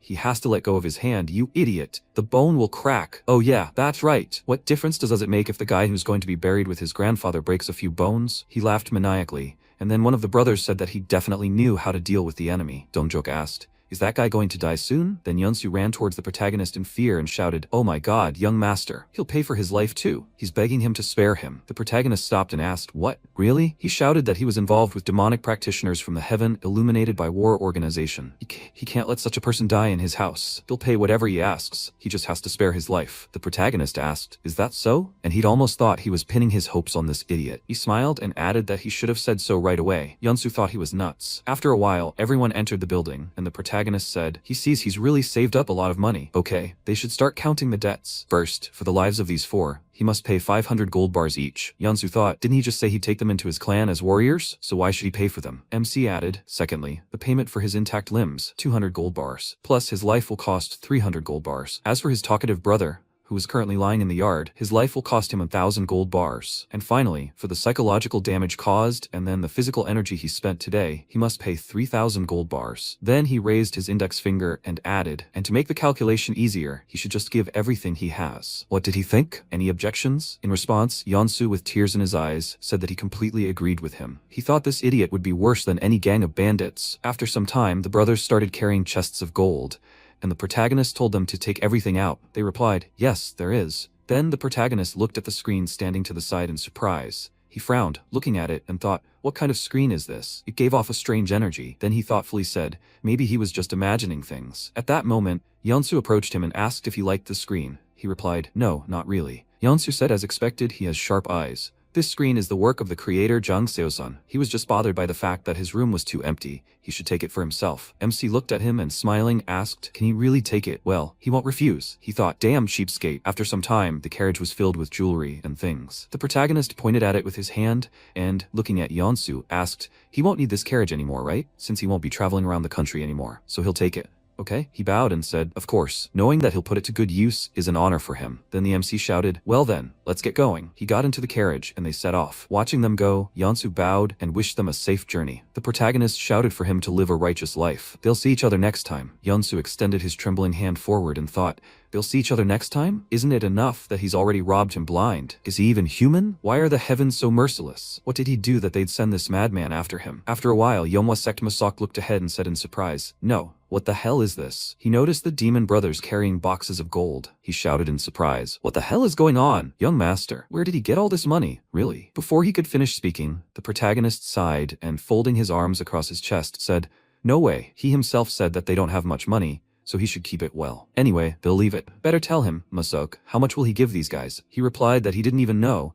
They had strong bodies and they looked unusual, but no matter how you look at it, they were probably well over 40. And the MC smiled and said that he would say something about it. He thought they would be happy. Then he asked, but where is Manager Du and Elder Cho? He came home and they were nowhere to be seen. He replied that he completely forgot. Some very important guests had arrived, so they were entertaining them in the reception hall. They told him to bring him there when he returned. The protagonist frowned and asked in surprise, what? More guests had shown up? Had more charlatans shown up again? He shouted that it was not so. This time, guests must not be beaten. He must go quickly. The protagonist was indignant, wondering what those old men had done this time. After a while, one of the people present announced that the young master had arrived. Huangbon looked at him happily, and Baekshun said, he is here, young master. He then looked at those present and added, young master, he will introduce their guests. These were the 3 heads of the merchant groups who had generously supported their clan during their difficult times. Then the head of the Graceful Winds Merchant Guild, Poon Kwano, bowed and said that he had heard that the sleeping dragon had awakened. Now he could see with his own eyes that the rumors were true. Next, he introduced himself. Then the head of the Warriors Domain Trading Company, Don Guanyo, smiled and introduced himself, saying that he saw his healthy face. After enduring so many hardships, he was free of all worries. Next, the head of the Golden Land Estate, Wang Yichun,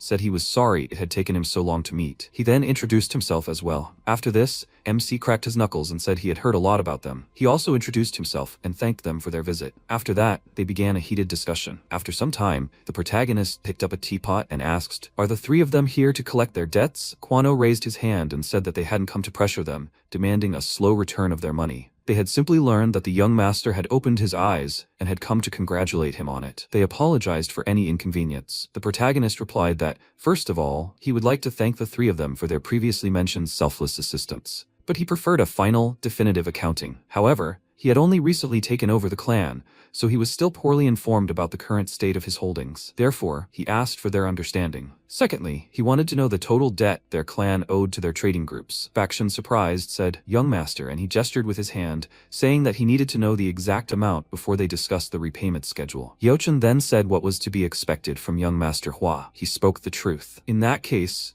although he felt embarrassed to say it, he should allow them to name approximate amounts. Kwano said that he owed the Graceful Winds Trading Guild 5,300 nyang. Yochun said that the debt to the Golden Land Estate was 3,200 nyang. Guanyo added, and he needs to return 1,900 nyang to the Warriors Domain Trading Company. MC said, bringing the total to 10,400 nyang. A moment later, one of the guests said, since they've brought up the subject, he should add that they've actually been under pressure from the Cheonghua Trading Guild for a long time. Baekshun rose from his seat in surprise, and the protagonist said, the Cheonghua Trading Guild. Kwano said he didn't want the Yumhwa sect bonds they held. It was clear it would harm his clan, so they firmly rejected their offers. Yochun added, however, after the duel, the Cheonghua Trading Guild began to use its enormous financial power to put pressure on them with all its might. They monopolized all their essential trading goods, and also cut off their contacts with other trading groups with whom they did business. Moreover, they openly stole their branch managers. Wangbon shouted in surprise, how could anyone do such a thing? Then Yochun placed his hand on the table and said he was ashamed to admit it, but they could no longer bear this kind of pressure. Before they gave up their rights to collect the debt, they felt they should warn him of this. After this, the MC bowed and said they were deeply grateful for their generosity. Thinking about what they had gone through, his heart ached. All those people who had joined the clan during its heyday were gone, leaving only Elder Cho and Manager Do, and the 3 of them continued to protect the clan. Then he rose from his seat and leaning his hand on the table added, so, although he's not very good at science, he knows one thing for sure. All debts associated with the emergence of goodwill must be repaid. The entire amount his clan owes will be paid immediately. Then one of the guests shouted in surprise, is that possible? The protagonist added that, as interest on their assistance so far, he would help them escape the clutches of the Cheonghua Merchant Guild. The guests looked at him in surprise, and then Kwano sighed and said, young Master Mujin, does that mean he's willing to do everything he can for them? He replied that it was true. Baekshun then shouted in surprise, young master, what is he saying now? He knows who's behind those idiots. It's the Gundon sect, one of the most powerful sects in Jianghu. The protagonist looked at him and scratching his ear asked, so those pompous idiots supported them? He shouted in surprise, young master. Then Yochun raised his hand and said, Master Do, he needn't worry. If their debts are cleared, there's nothing they can do. That alone will be a tremendous blessing for them. They had no intention of causing conflict between the Yumhwa sect and the Gundon sect. However, the rumor that the sleeping dragon had awakened was indeed true, and they were grateful for his words alone. Now their hearts are at peace. After a while, everyone went outside, and Yochun added, then they'll be going. They wished prosperity to their clan. The protagonist responded by wishing them safety on their journey. Then he said, Chonghua Merchant Guild, Governor Do, he must gather information on these rats. He needs to know everything from their finances, their regions of operation, their main trade goods, right down to their connections with the Gundam sect. Baeksin looked at him in surprise and shouted, Young Master Mujin, he must wait.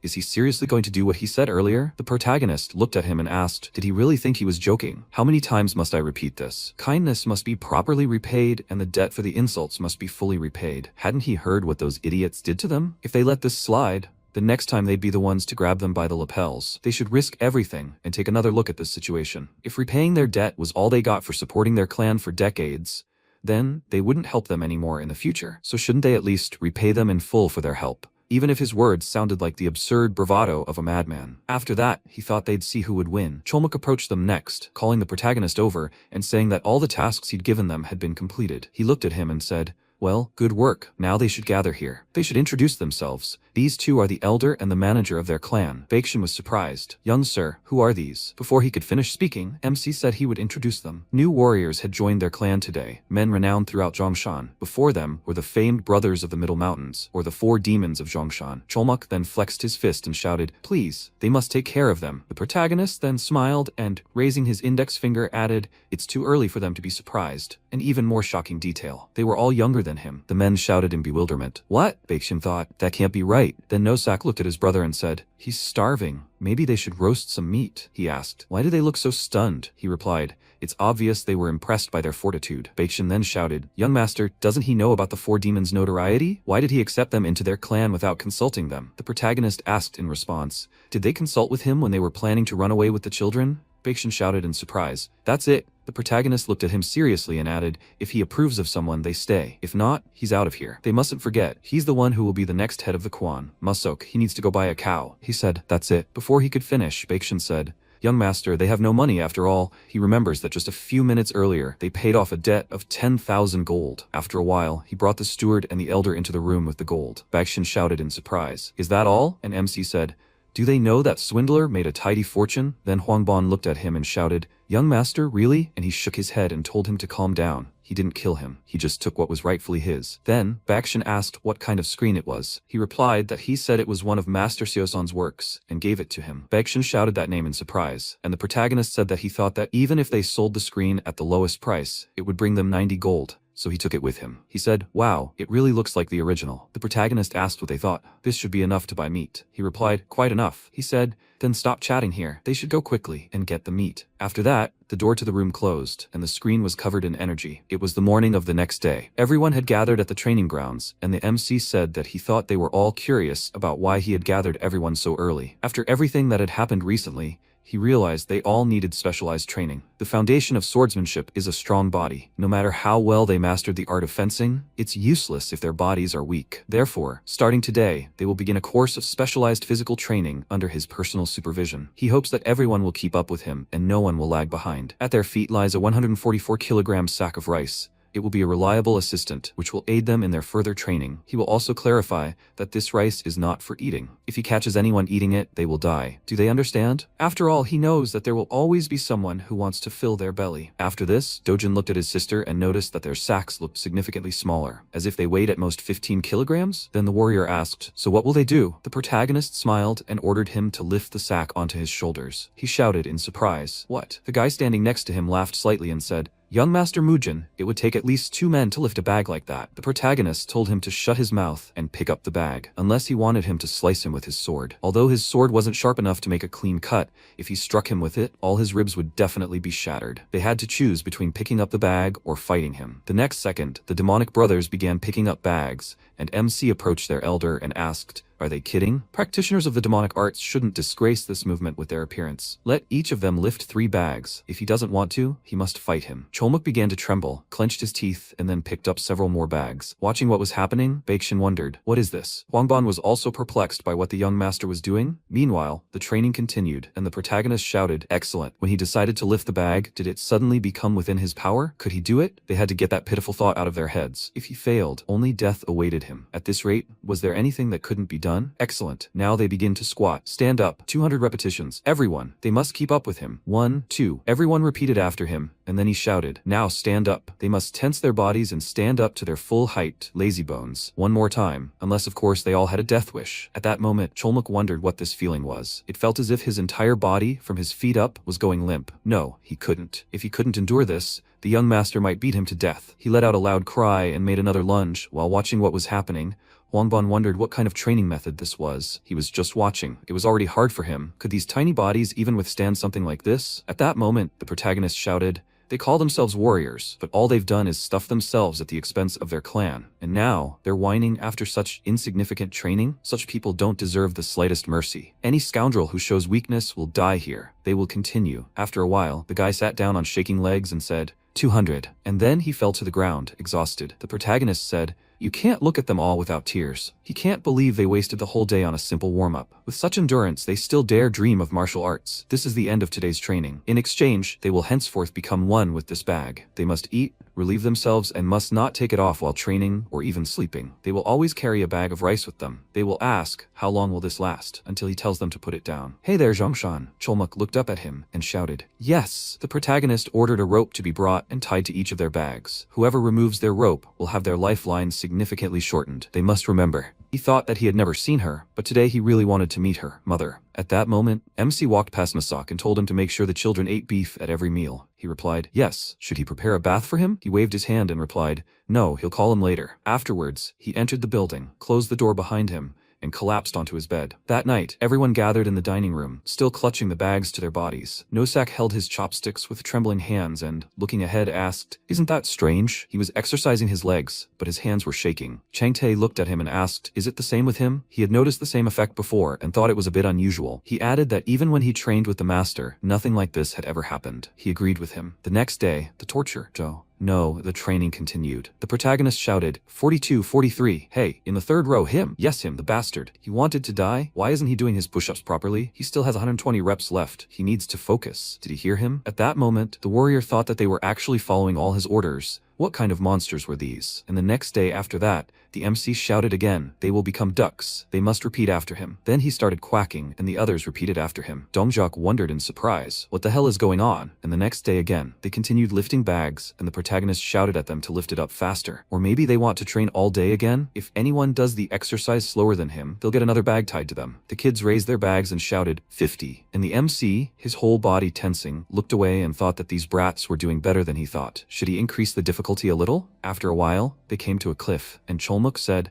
this is the place, young master, really. The protagonist turned his gaze to him and, smiling, said, that's right. He thinks they were really hot, so it's time to cool off a bit. They'll swim across this river. Then Soyeon smiled and said, wow, a waterfall. That water must be refreshing. Dojin called out to her in surprise, and then she asked, exactly, what should we do with him? He can't swim. Shouldn't he tell his older brother that he's a terrible swimmer? After that, Wanban shouted, young master, there's no way to swim across these raging waters. The current is too strong. Baeksin added, this place is notorious for the river taking lives. Even without weights, trying to swim here is extremely dangerous. MC looked at them and said, geez, these old men are worrying too much. They shouldn't worry. He checked everything personally. Baeksin asked when he trained like this, and he said, hey, they all need to listen to him. They must choose, swim across the river or fight him one-on-one in a duel. They must choose wisely. After that, he abruptly jumped down and said that he would go and take the plunge first. After that, Nosak looked at his elder brother and asked, what should they do? He gritted his teeth and replied, the chances of surviving crossing the river are higher than in a duel with the young master elder brother, so he will jump into the depths of the water too. He jumped down, followed by his brother, who said he'd do the same in that case. The others followed suit, screaming, damn it, they all have to jump down. It's a matter of life and death. Meanwhile, the boy began to tremble with fear, walked to the edge and said, damn it. Everyone started swimming. Dongjok stood behind him and said,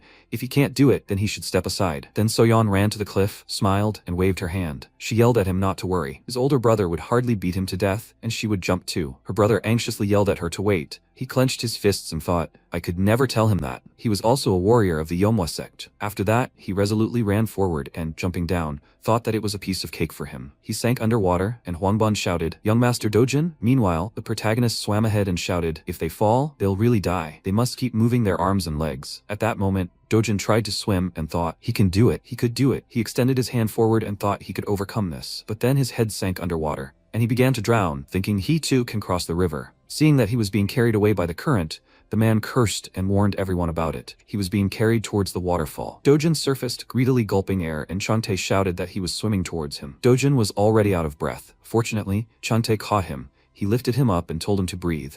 When he gave the signal, let him take a deep breath and hold on tightly to his hand. It was too late to turn back, so they went ahead. He told him to get ready. He was a little confused and, at his direction, took a deep breath, and then they fell down the waterfall together. Seeing this, the men on the cliff looked worriedly into the thick of the water. Fortunately, everything was fine. The boy crawled to the shore and Changtai said that he did well. Dojin thanked him for saving him and he told him that it was his duty. MC approached them and asked the boy, "Is he okay? Is he hurt anywhere?" He replied that he was perfectly fine. Luckily, the warrior had come to his aid. Changtai was surprised, not understanding when he had managed to catch up with them, and Mujin told the boy not to overexert himself. Doing everything together was of course good. But if something happened to him, all of this would become meaningless. He looked at him confidently and said that they couldn't remain children forever. He would stay with everyone until the very end. Only then could he become a true warrior of the Yomwa sect. Changtai praised him for such magnificent words, and the two at the top breathed a sigh of relief. After that, they continued.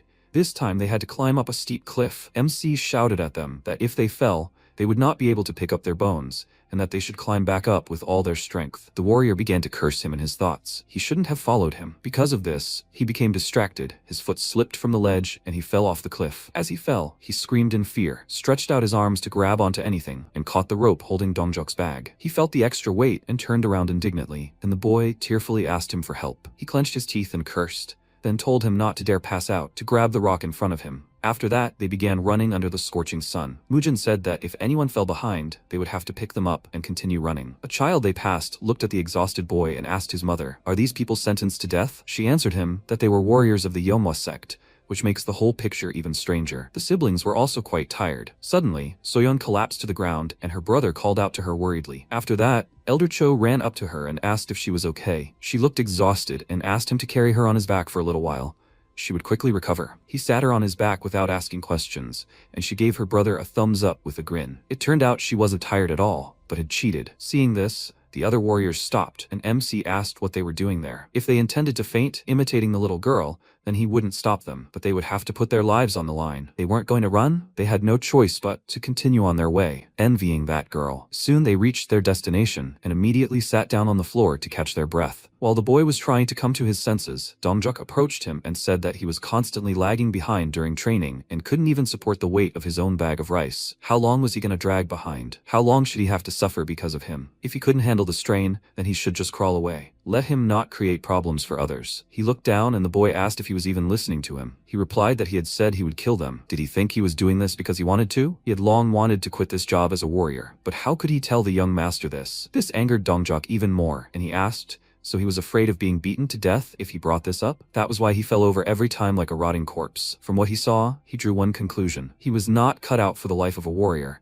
so he would immediately cut his vital artery. The boy backed away from him in fear and exclaimed, "Why is he acting like this?" The warrior grabbed Dongjok by the shoulder and told him to stop. Not everyone can be as steadfast as he is. He clenched his fist tighter and hit him in the chest, exclaiming that in that case, they might not live as warriors. The warrior fell from the blow, and he ordered him to get up so he could kill him. He was about to strike him, but Cholmuk stopped him, saying that a younger master, even bigger than them, had walked on the edge of a blade. And although everyone accepts what they are given differently, all these actions are not as meaningless as he thinks. Therefore, first, let him surpass the younger master, and then make such statements. Dongjok retreated, and finally told the boy that if a situation arose again in which he found himself at a disadvantage because of him, he should know that he would die by his hand before by the younger masters. Soon the moon rose in the sky. Dongjok left the building, cursing the restroom for being so far away, and he heard something cutting through the air and wondered who was there at this time of day. He hid behind the bushes near the training ground and saw Mujin practicing sword swings and lunges. What he did surprised him greatly. MC moved dexterously and quickly, and he thought that he wasn't just moving fast. His every movement was filled with incredible power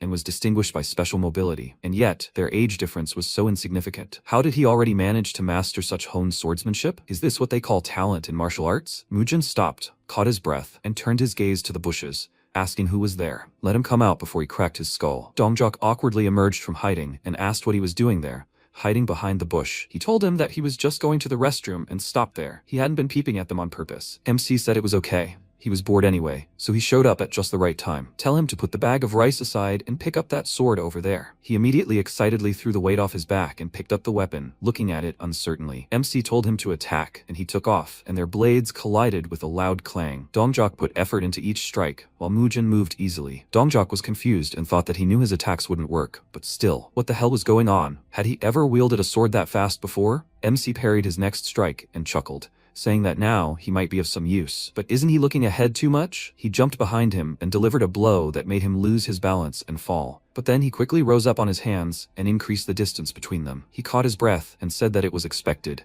And Mujin noted with a smile that before, one blow from him would have already knocked him out. Finally, his endurance was becoming more or less bearable. Dongjok focused on the sensation in his back, and thought that although the blow was strong, it was not enough to knock him out. The MC decided to end it there. He said goodbye to him, telling him to rest well, and he bowed, wishing him the same in return. After that, he looked at his sword in surprise and wondered, is this really working? The next day, they had abdominal training. Mujin told everyone to lift a bag of rice between their legs and hold it while hanging from a bar. They started the exercise, which was difficult for Dongjok, as the bag kept trying to fall. But he caught it immediately and squeezed it tighter between his legs. The warriors remarked that they were truly magnificent. They continued doing the exercise, clutching the bag of rice between their legs. They looked more inspired than before. After this run, they went out into the city and ran through the streets.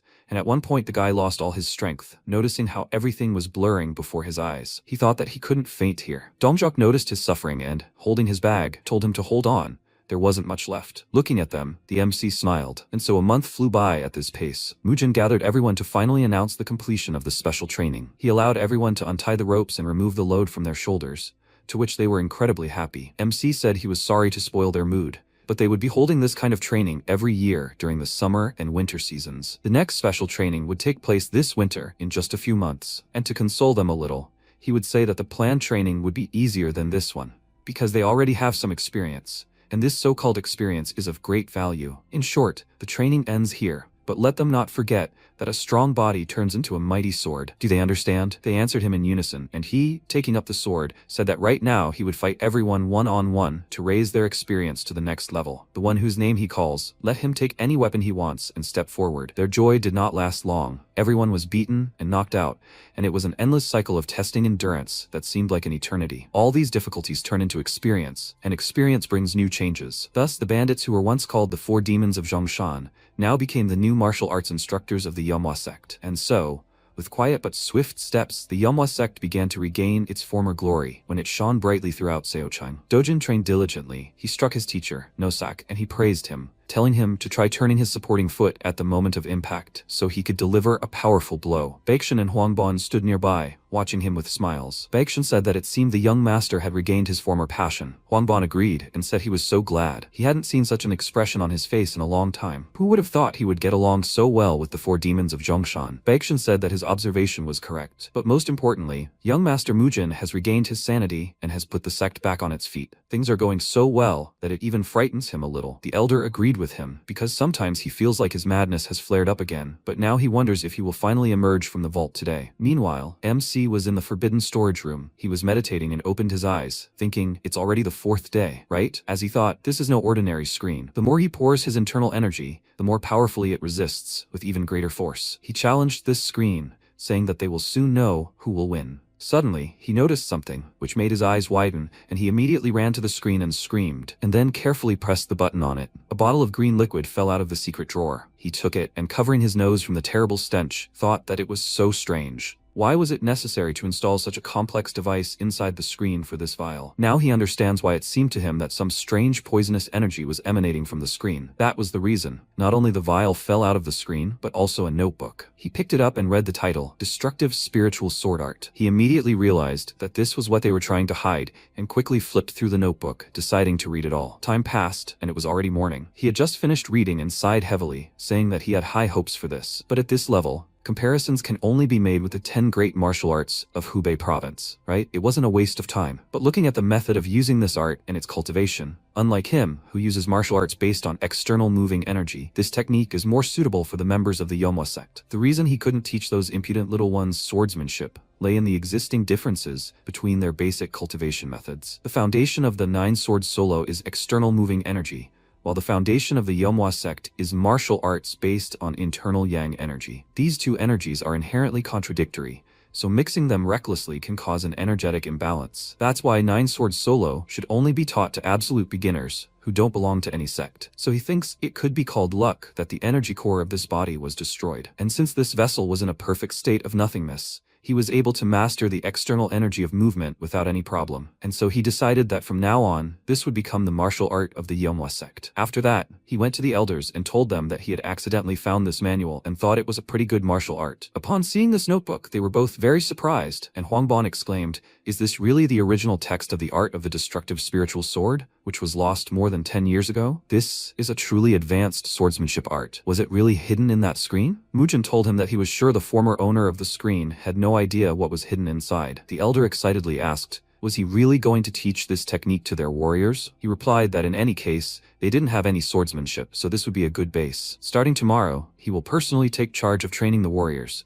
but he doesn't think that those four will learn this art. Anyway, he was going to bed. If the two of them were also going to learn this art, then let them make copies first. They both started jumping up and down in joy and squealing, and he thought they had been yelling like that since early morning. But Manager Do and Elder Cho weren't the only ones dancing with joy. The warriors were also delighted, like fish that had finally found water. Despite being part of a sect like Manhwa, there was no martial art here that could be called true. The high-level swordsmanship technique of the destructive spiritual sword art made them bond even more closely together. The same was true for Dojin and Soyeon, who were studying the secret martial arts of the Manhwa sect. As expected, the four demons of Zhongshan were honing only their own martial arts. They had long ago begun intensive training in their own way, and even without mastering the destructive spiritual sword art, they had more than enough ability to rise to the rank of martial artists. Although he didn't know how long it would take, he walked out onto the training ground and thought that another month had passed, and after they moved on to martial arts training, they had never looked happier. Especially those two children. It makes sense, because they feel their growth day by day. And from the perspective of martial artists, their talent defies description. They are quite cute, but why was there no one at the training grounds? Masok approached him and greeted him, and he asked where everyone had gone. He asked in surprise, didn't he know? Today was the one-on-one fighting tournament called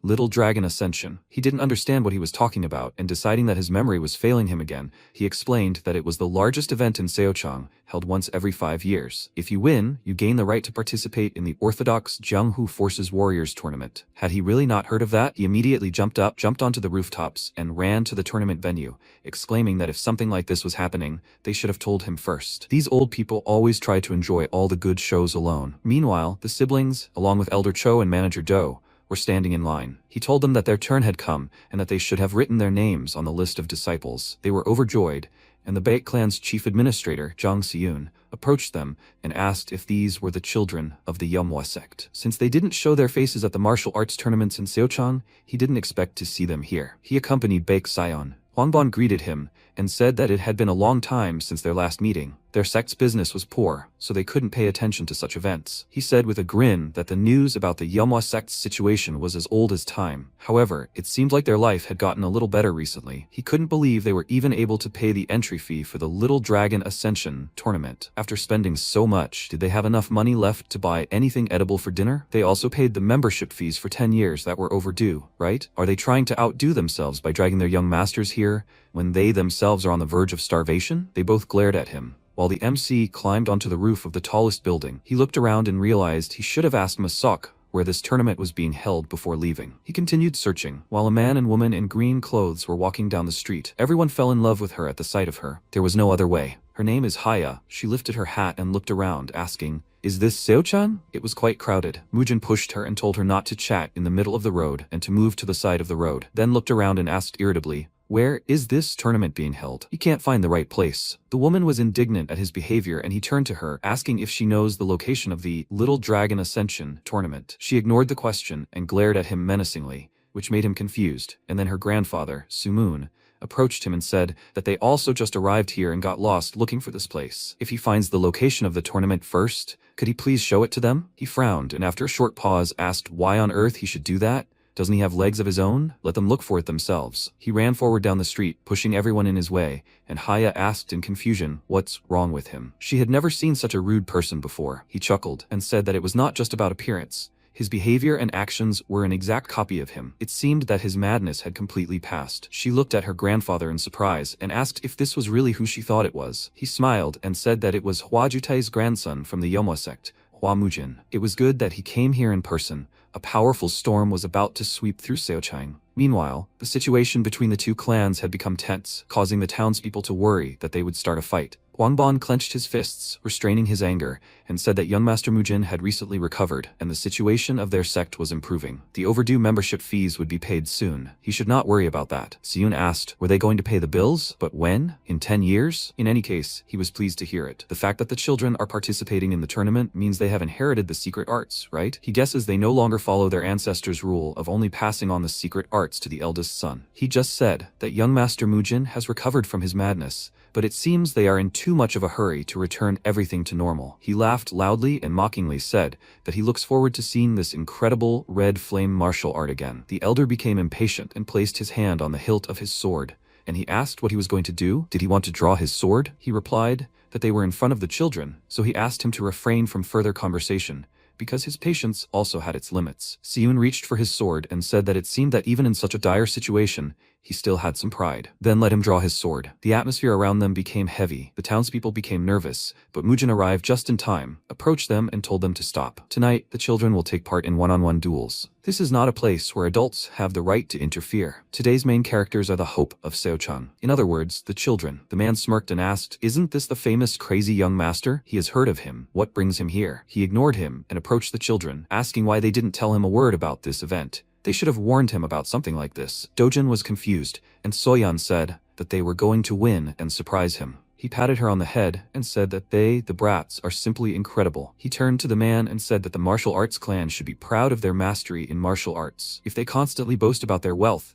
people will call them third-rate. A martial artist should trust his sword. But why would anyone put gold above all else? He was indignant, and Sumoon, who had just approached them, laughed and remarked that he definitely knew how to speak his mind. He found it so refreshing. He turned to Siyun and suggested that he put his sword away, since today was a special day. He asked if he was from the Yomwa sect. He should mind his own business and go where he was going. Haya indignantly called him insolent, and he returned to Mujin and said that for a military clan, poverty is not something to be proud of. It seemed he came here to cheer for his juniors, but first he should buy them new clothes.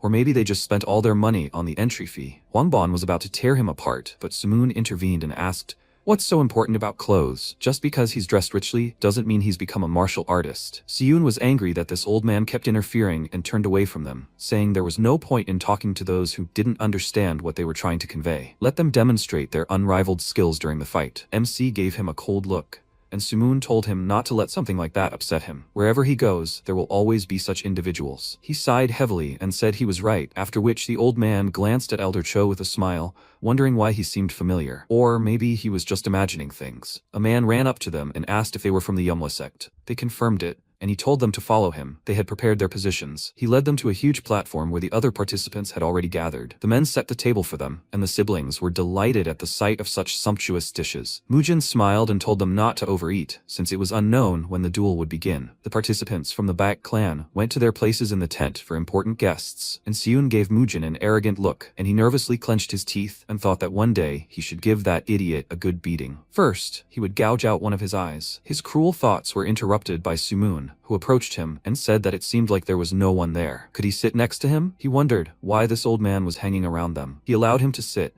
but it all seemed strange to him, and with a mental transmission he told everyone to put their food back, not to touch any tea or alcohol. They should not even think about eating until he began to eat. They obeyed him, and Haya, like a diligent granddaughter, filled Sumoon's cup. He asked Mujin why he wasn't drinking. Let him wet his throat too. He told him that he had just eaten, so he shouldn't pay attention to him. Finally, it all began. The tournament organizer came to the center and thanked everyone from the bottom of his heart for participating in the Rise of the Little Dragon tournament, which is held once every 5 years. He is Sok Ildo, the head of the Sok clan from Seochang. They have prepared simple snacks for them, so let them eat their fill and enjoy today's match. And then he noticed a person who made him nervous. He ran to Sumoon and asked what brought him to this event. He caught his breath and introduced himself, and Sumoon asked, so, did he recognize him? He asked in response, how could he not recognize the respected emperor of poisons Tang Sumoon? Upon hearing his name, the elders were greatly surprised, and he said that long ago he had the honor of seeing the Venerable One from afar. Hearing that the Poison Emperor was present, everyone ran to their table. In the Central Plains, only 4 people held the title of Emperor: the Sword Emperor of the Muden sect,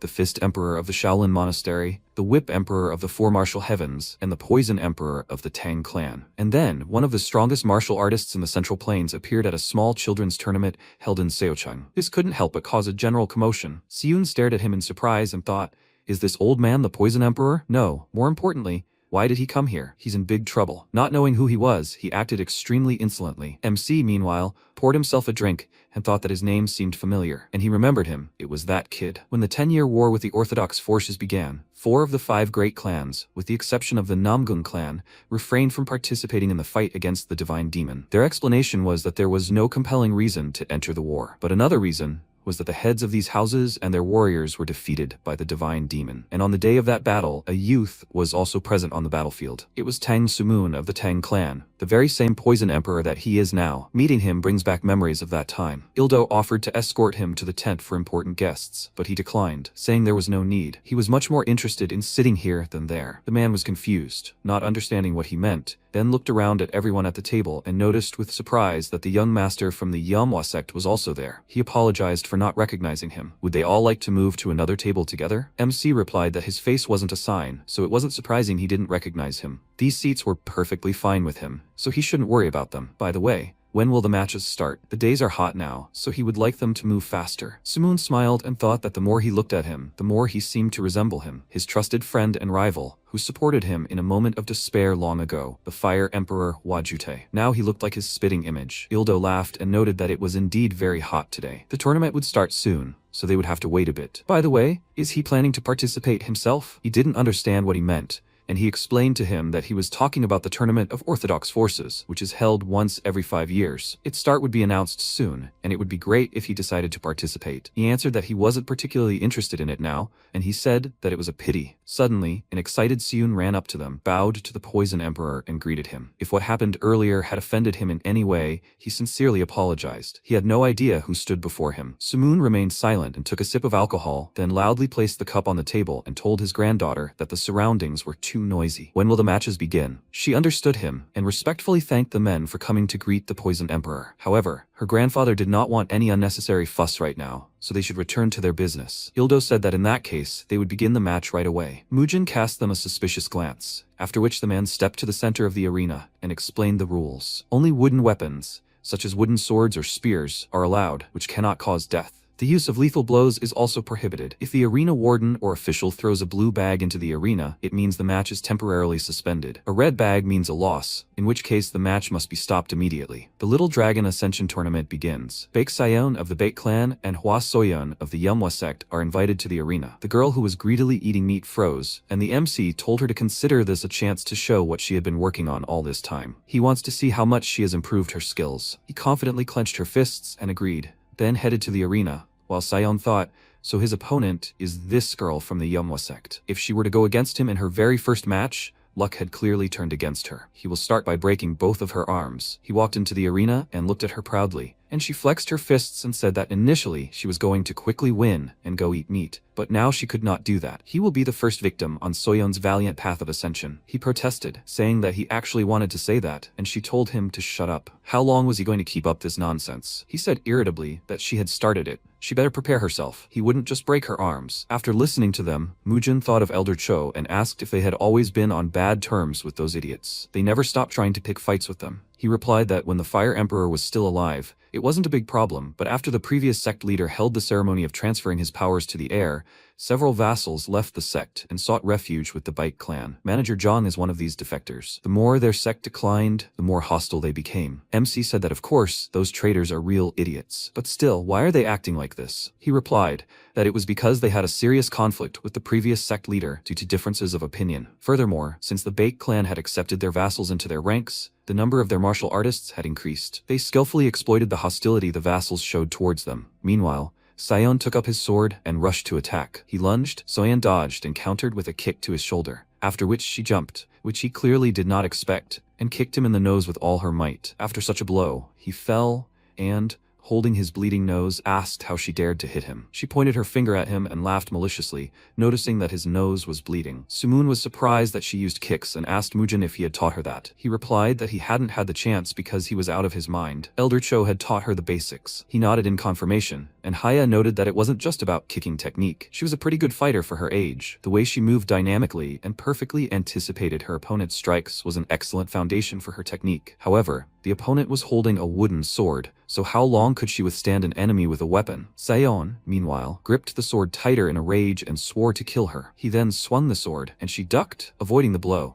before jumping to the side, dodging another swing. He continued swinging the sword, and she dodged. Haya said that her technique of dashing steps was impressive. She dodged all of his strikes. Siyun, meanwhile, was furious and worried about the boy, and he, meanwhile, called his opponent a slippery snake, to which she only smirked. He lunged, swung his sword, and when she dodged, she found herself pinned against the wall. Seeing this, Baekshun became worried, as she had nowhere to dodge. Wangbon called out to her and told her to get out of there quickly, and Siyun shouted at his boy to finish her off now. Let him not even think about showing her mercy. Sayon gathered all his strength and rushed to attack, but to everyone's surprise, the girl jumped, thereby dodging the attack. She landed behind him, and he asked, first she acted like a slippery snake, and now she was acting like a flying squirrel. She grinned and said that he was caught, and he became nervous, because he didn't understand where he went wrong. She raised her leg and said that so that he couldn't dodge, she would pin him against the wall and strike, but still, let him try to stop her with his slow wooden sword. After that, she swung her leg and delivered several quick blows to his head, and the old men supported her, shouting at her to smash his face, to make it so that he couldn't even crawl out of the arena. Siyun was already seething with rage. Meanwhile, the beaten boy called his opponent names and began to threaten her, but for her, this was empty words. She hit him again and said that his threats were meaningless. His sword broke and he was thrown to the edge of the arena, and his attendant excitedly called out to the referee and told him to throw the blue bag. His sword broke. The blue bag immediately fell into the arena, indicating that the fight was suspended. Soyeon was displeased, and her opponent laughed and asked how she had made such a miscalculation, breaking his sword. He stood up and with a smirk told her to remember, he was not finished with her yet. He would bring warriors and destroy their pathetic sect. She chuckled and said that once again all the problems come from his filthy mouth. He tells her to stop just because his sword broke during the duel? Who decided that? She's not going to stop. He became worried and said that the fact that the blue bag was thrown into the fight means that the duel is suspended. She took a threatening step towards him and asked what this has to do with her. Later, he can bring warriors or someone else with him, but now she will make a cutlet out of him. He became very nervous and covered in sweat, and then she jumped and Siyun was surprised. She kicked the boy in the head, knocking him to the floor, which made MC so happy that he jumped up from his seat and laughed out loud, exclaiming that it serves him right. Siyun indignantly called out to the referee and asked why the duel was continuing when the blue bag was thrown. The judge disqualified Soyeon for breaking the rules, and she headed back to her sect, and Hwangbon noted with a heavy sigh that this was how it all ended. Mujin praised his sister, and as she passed by Siyun, she noticed his furious glare and stuck her tongue out at him, mimicking Sayon. He literally flared with rage, and she returned to the table, and the elder excitedly asked if she hadn't heard that the fight stops when a blue bag is thrown into the arena. She started eating and told him that she knew about it, but beating up that idiot was more fun for her than winning. He couldn't argue with her, and the MC laughed until he cried and said that this was to be expected from his sister. He stood up and started waving his arms and legs, saying that it was magnificent. His sister was disqualified. But why was he so happy? Sumoon laughed at him, noting that he was apparently a good dancer. He exclaimed that he felt amazing, and the elder asked what kind of strange dancing this was. He started begging him to stop, and Soyeon asked what kind of tasteless behavior was this. Dojin bashfully asked him to maintain his dignity, and Mujin told them to let him go. He felt so good that he wanted to dance. What was wrong with that? After that, he filled the glasses and offered Sumoon a drink. Let him drink as much as he wanted today. He laughed and told him that he would gladly drink,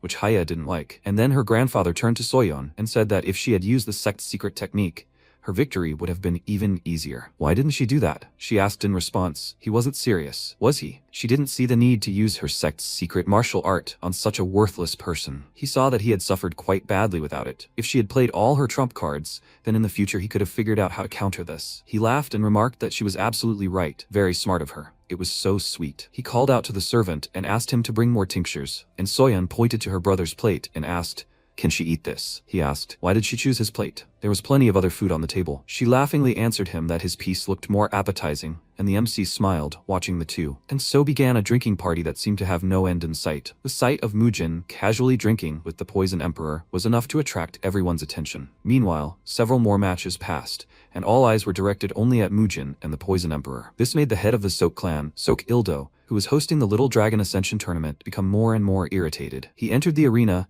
and announced a duel between young Master Hua Dojin of the Manhwa sect and young Master Sok Chuyeon of the Sok clan. He invited the participants into the arena, and Dojin rose from the table, saying he had to go. The MC joyfully punched the air and told him to show off his best. He grabbed a sword and, slightly nervous, entered the arena, and Sumoon was surprised to notice that he would have a weapon. The representative of the Manhwa sect would fight not with his fists, but with swordsmanship. The referee announced the start of the duel, and the boys raised their swords. Meanwhile, Ildo silently told Cheon that victory in this duel was his. Let him demonstrate the power of the Silk Sea Otter and attract the attention of the Poison Emperor. Cheon pounced on his opponent, and Dojin immediately swung his sword, after which the boy collapsed to the floor, not even realizing what had happened. Ildo was greatly surprised, as were the other guests. They didn't even notice the blow. Soyeon jumped up in joy for her brother, and Elder Cho shouted that even if he died today, he would have no regrets. Even the Poison Emperor jumped up in surprise and declared this astonishingly effective swordsmanship. He had no idea the Manhwa sect possessed such amazing swordsmanship. Mujin grinned and said that the swordsmanship Dojin demonstrated wasn't just a highly effective swordsmanship, but a swordsmanship technique that incorporated the principles of advanced martial arts. He was surprised, and the others began to whisper, after which he took out a notebook and said that this swordsmanship was called the art of destructive spiritual swordsmanship. They were all dazzled by the unimaginable energy emanating from the secret manual, and the MC, climbing onto the table, loudly announced that anyone who wanted to master the swordsmanship of the destructive spirit sword could join the Manhwa sect. As they had all seen in the Dojin duel, mastering just the first half of this sword technique would lead to significant growth in martial arts. They excitedly raised their hands, expressing their desire to join, and he told them to contact Manager Du about it. Baekshun took out a notebook and asked everyone to line up, and a crowd of people immediately ran up to him, which shocked Haya. Her grandfather laughed and asked, recruiting into the ranks of the sect in the middle of such an event? He really lives up to his reputation as a madman. Ildo, meanwhile, was furious. How dare this impudent idiot behave like this here? If only the Emperor of Poisons hadn't come here. Siyun approached him and asked if he would really allow their sect to do whatever they wanted. He replied that the Poison Emperor was watching. What could they do? He said with a smirk that, however,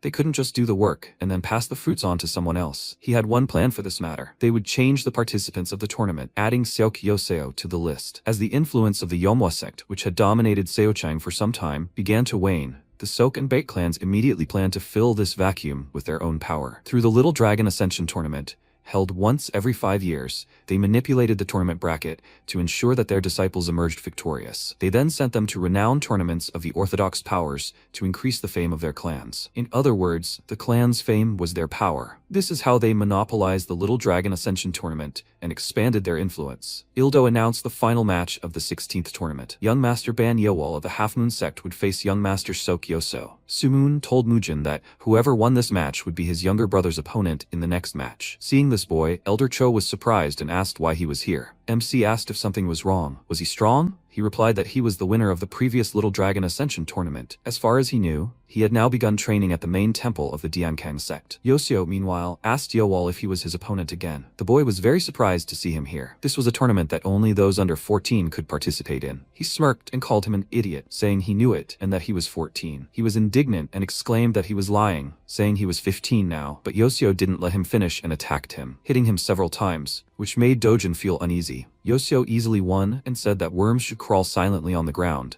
saying that he hadn't celebrated his birthday yet this year. Huangban was indignant and was about to go and sort this out, but Mujin told him to leave it at that, saying that he was the perfect opponent. His younger brother was nervous about the upcoming fight. Evening came, and the referee announced the start of the next match, asking everyone to pay special attention. This was the most heated confrontation. Young Master Hua Dojin would be competing against the strongest contender for victory in this tournament, Sok Yoseo from the Diankang sect. Sumoon remarked that it looked like they were witnessing the final duel prematurely. Siyun, meanwhile, smirked, while Ildo sat with a gloomy expression. The elders began to cheer for Dojin as hard as they could, while MC focused on the fight. Yosho told his opponent that he heard he had used a decent fencing technique. Because of him, his younger brother, who should have taken second place in this tournament, had withdrawn from the competition. He frowned and asked, "Do you want to avenge him?" He laughed and said that was ridiculous nonsense. He didn't care about such things. He was simply making it so that bugs like him couldn't pick up a sword again. He swung his weapon, used the 12 shining sword strikes technique, and immediately pounced on him. Dojin saw several sword paths at once and began swinging his weapon, parrying each blow, which was difficult. His opponent laughed and said that if he continued to simply block his attacks,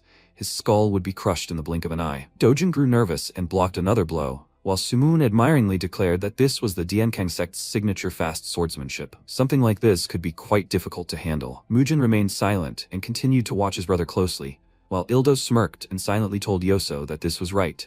Let him show those idiots just how vast the skill gap was between them. Meanwhile, Yoso struck again, and laughed at his opponent, saying that watching him swing his sword would bring tears to his eyes. Dojin gritted his teeth and ducked sharply, dodging the blow. He then adjusted his grip on the sword and struck downward, but Yoso dodged and immediately countered, saying he'd been waiting for him to do so. Dojin tried to block the blow, but the wooden sword struck him square in the fingers. Then Yoso used the same technique again, and Dojin nearly fell, but he managed to regain his balance and block the next blow. Several more attacks rained down on him, and this time, he couldn't take it anymore and fell, and Yosio approached him with his sword raised, saying that although it was too early, it was time to end this duel. Just as he was about to strike, a blue bag flew at his sword, and he stopped. He looked in the direction from which it was thrown and saw an enraged Mujin, who was drilling him with a murderous glare. He smirked and asked, "What kind of idiotic stunt is this?" He left the arena, saying goodbye to Dojin, and he tried to move his fingers, but it was very painful. They even turned black. The MC told him to let him examine his hands first, after which Dojin left the arena, and he said that this idiot deliberately aimed for the knuckles. It will hurt, but he should be patient. The old men and Soyun were very worried about Dojin. He bit his lower lip to keep from screaming in pain. After which, Mujin set his bones and said that with such hands it will be difficult for him to use a sword. What will he do? He asked him to tie the sword to his hand, and he agreed. After this, Dojin returned to the arena with a confident look, and Sumoon remarked that this was impressive determination for someone so young. The MC said that after all, he wasn't just a kid from some insignificant martial arts clan. This was at least something he should be able to do. Yuso, meanwhile, told the boy that he saw him in a new light. He thought he would come and beg him to accept his defeat. Is he ready to fight? Now that he's back, he'll have to accept the consequences. After all, the same thing will happen to him that happened to his older brother when he was little. These words angered Dojin, and Yoso lashed out at him, exclaiming that from today on, he would become the new disabled person of Seochan, matching his older brother's skills. Dojin focused and remembered what his brother had told him before he returned to the arena. Mujin asked, "Do you want to win?" He replied that he had to win. He needed to take first place and restore the honor of their sect. MC smiled and told him not to worry about it. His older brother would make their sect the greatest in Seochang again. The only thing he needed to do was focus on the duel. He would tell him the method that would lead him to victory. The very moment he used his sword technique, he would see a tiny gap right in the middle. At that second, he should not hesitate and strike quickly. Dojin did just that, rushing towards his opponent, surprising him, and then striking him in the chest, causing him to feel pain and being thrown back. Everyone was amazed by his strike, and Dojin himself smiled, glad that he was able to do it. Yoso fell on his back. The old man excitedly praised Dojin, as did his sister. Yoso, meanwhile, quickly got up and furiously asked how dare he point a sword at his body. Dojin clicked his tongue in frustration and braced himself, wondering if the blow had been too weak. Yoso threatened him that he wouldn't leave the arena alive, and a red bag suddenly flew at his face. After that, he looked around in rage and shouted, "Who threw that in his face?" Mujin called him an idiot and said it was him. He approached his brother and said that he had worked hard. That was enough. He smiled and suggested that he go home, and the judge asked, "Are they really quitting the tournament?" He replied that he had already achieved everything there was to gain here, so he saw no point in going any further. This wasn't some big martial arts tournament, so he wasn't going to gamble his younger brother's future for a trivial victory. Elder Cho looked at Dojin's hands and said that they needed to hurry to get him the treatment he needed. Sumoon called out to Mujin and asked, "Is he leaving? Since their meeting must be predetermined by fate, how about sharing another bottle of alcohol at his place?" His granddaughter asked in surprise, "Is he really going to go to this man's house?" MC didn't object, then headed for the exit, and the guests began to whisper, "Did he really refuse to participate? And the Emperor of Poisons leaves with him." Yoso, meanwhile, clicked his tongue in displeasure, saying that he had ruined all his fun, and Ildo was very angry. Meanwhile, 3 men were walking down the street and passersby recognized them. Hong Johan from the Social sect said that today he would wring the neck of this sleeping dragon, and Black Crow said that he entrusted it to him. He was dangerous. Johan turned to the 3rd man and told him not to worry about it because even the brothers from the Red Sword sect came with them. There was definitely no one in Seochan who could stop them. Is he right? Chu Seochan laughed and said he was stating the obvious. The second the Red Sword sect took over, they could forget all their worries and doubts. Johan laughed, saying it was encouraging. They reached the Yomwa sect gate and Johan chuckled, asking how it could even be called a gate. It was rotten to the core and would soon fall apart. He decided to tear down this old building himself and kicked it down, startling Masok and indignantly asking, "What are they doing? Why are they breaking down someone else's gate?" He mockingly apologized to him. It was so rotten that he thought this residence had no owner, but more importantly, he, a mere servant, dared to raise his voice at him. This made Masok nervous. Meanwhile, 4 demons were walking down the street. Cholmuk patted his rounded belly and said that for a satisfying meal, there definitely had to be meat on the table. Domjok said that they already ate meat every day, and he laughed, explaining that he meant that they would never get tired of meat even if they ate it every day. Changtae said that the girl from the tavern was very cute. She seemed to match their second brother's ideal type. He had been staring at her all the time, hadn't he? He sheepishly denied everything, and they approached the sect. Cholmuk looked at the gate with confusion and asked why the entrance was in such a state. He knew this would happen one day because the wood was too rotten, and when he saw what was happening inside, his eyes widened. The 3 men pinned poor Masok to the ground, and Johan, putting his foot on his head, asked what was taking them so long. That's what happens when you keep a bunch of worthless scum as guards. Well, if the boss is a sick idiot, then his subordinates must be the same. Seochan said he heard he'd teamed up with a gang of bandits, and Johan noted that judging by the appearance of these idiots, it looked like the rumors were true. Changtae asked why Masok was lying on the ground. Cholmuk noted that he clearly hadn't fallen prostrate to pay respects. Johan laughed and said that now that he looked closely, it was clear to him that they had gathered not warriors, but clowns. They were complete idiots. Dongjok grinned ominously and said that he could ask them later what they were talking about. Why were they standing there? Let them draw their weapons. Black Crow took a closer look at them and said he thought he'd seen them somewhere before. At that moment, all 4 of them pounced on them, and they didn't even have time to understand what was happening. When Mujin and the others returned to the sect, they were surprised. He immediately asked what had happened, since those 4 were pinning down 3 people on the ground. Cholmuk greeted him with a respectful gesture and told him that they had simply stepped away for a quick bite to eat, and those bandits had pinned Masok to the ground and started causing a disturbance. So they dealt with them right away. Masok, in tears, rushed into the young master's arms, saying he had been so scared, but he didn't let him get close. Noticing Black Crow, he asked if he was here too. He had spared his life on the condition that he'd bring him money, but in the end, he had called his buddies with swords and caused a disturbance. He immediately fell to his knees, begging for mercy, and he said that he didn't even want to listen to him, and ordered the warriors to raise those idiots. They let them go, and MC asked, "Who are they? Have they come to avenge that one-eyed man?" Seochan introduced himself, saying that he is known as Death in One Step. He was surprised to notice that he even had a nickname. He must have managed to accumulate quite a lot of property. Sumoon asked, "Is he part of the alliance of the unorthodox forces of the 4 martial heavens?" Seochan was very scared when he saw his aura, and he asked, "A member of the Red Sword himself set foot on Seochang's lands, and even attacked a family that is on the side of the Orthodox Alliance? Should this be taken as a declaration of war?" His aura flared, instilling fear in the others. Elder Cho found it difficult to contain it. It was an incredibly murderous aura. Seochan, meanwhile, nervously thought, "Why is this man here? What is his relationship with the Yomwa sect? One of the strongest warriors in Jianghu is currently the Emperor of Poisons. They must not disturb his peace of mind under any circumstances, otherwise the Red Sword will disappear without a trace." He bowed to him, hitting his forehead on the ground, and exclaimed that they had sinned. He began to bow to him, begging the Emperor of Poisons to let them go, and those guys from the Sosal sect were very scared when they heard this name. Sumoon said that he apparently decided to test his patience. Today his bones will go on their table as a snack with liquor, and tomorrow he will flay his brothers. He excitedly exclaimed that there was a misunderstanding, that they did not mean that at all. Mujin, fed up with all this, stamped his foot, dispelling the old man's aura. Haya was very surprised, thinking that this couldn't be true. He instantly dispelled her grandfather's murderous energy, which was like a typhoon. The old man found this interesting, and MC threateningly told him to keep his distance. There were children here. Anyone watching from the outside would think he was the boss. The old man looked at him closely, then laughed and apologized. He was just having fun intimidating these guys. Mujin asked Elder Cho to take the children and Masok to a healer. Afterwards, they quickly left,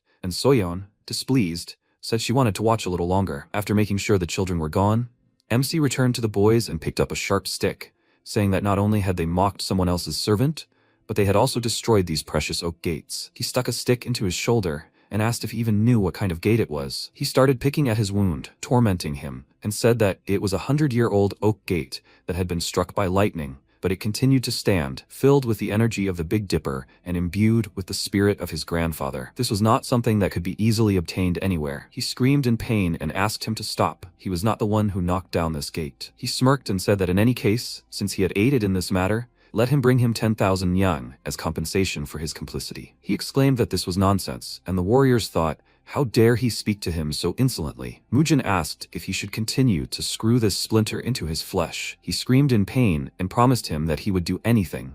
Let him just pull it out. He pulled out a stick and said that he could have done this from the very beginning, then turned to Johan and asked, "Does this mean it was his doing?" He got scared and immediately asked him for forgiveness. He had committed a sin worthy of death, and MC said that then he must bring 20,000 yang. He bowed to him, promising to do so, and then it was Black Crow's turn. He immediately fell at his feet and began to beg for forgiveness, promising him that such a thing would not happen again. Mujin executed him on the spot without further ado. His head rolled towards Johan, causing him to quietly and frightenedly cry out, and MC said that there would be no second time. He told Johan that all of this idiot's property now belonged to him. Let him sell all his belongings and bring the proceeds here. He has time until tomorrow, and now let him go. He answered him that he understood everything.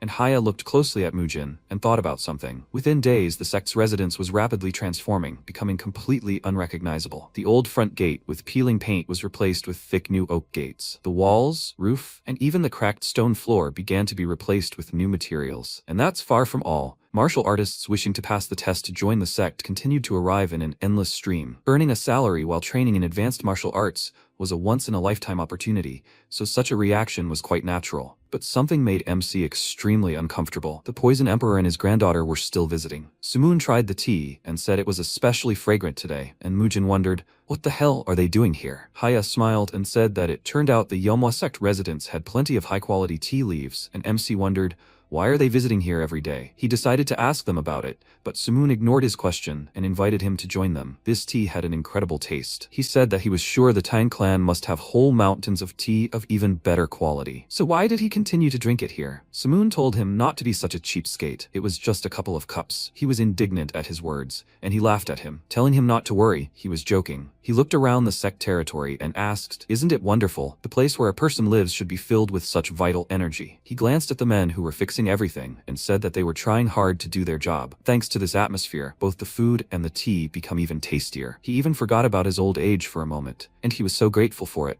Mujin wondered, what did this happen to him suddenly? Sumoon asked, was it the art of movement? He was talking about the energy that he controls. He confirmed this, and he, placing a cup of tea on the table, said that he hoped he understood, and suddenly swung his hand forcefully. MC reacted quickly and blocked the blow, and then the tip of the blade suddenly appeared in front of his eye.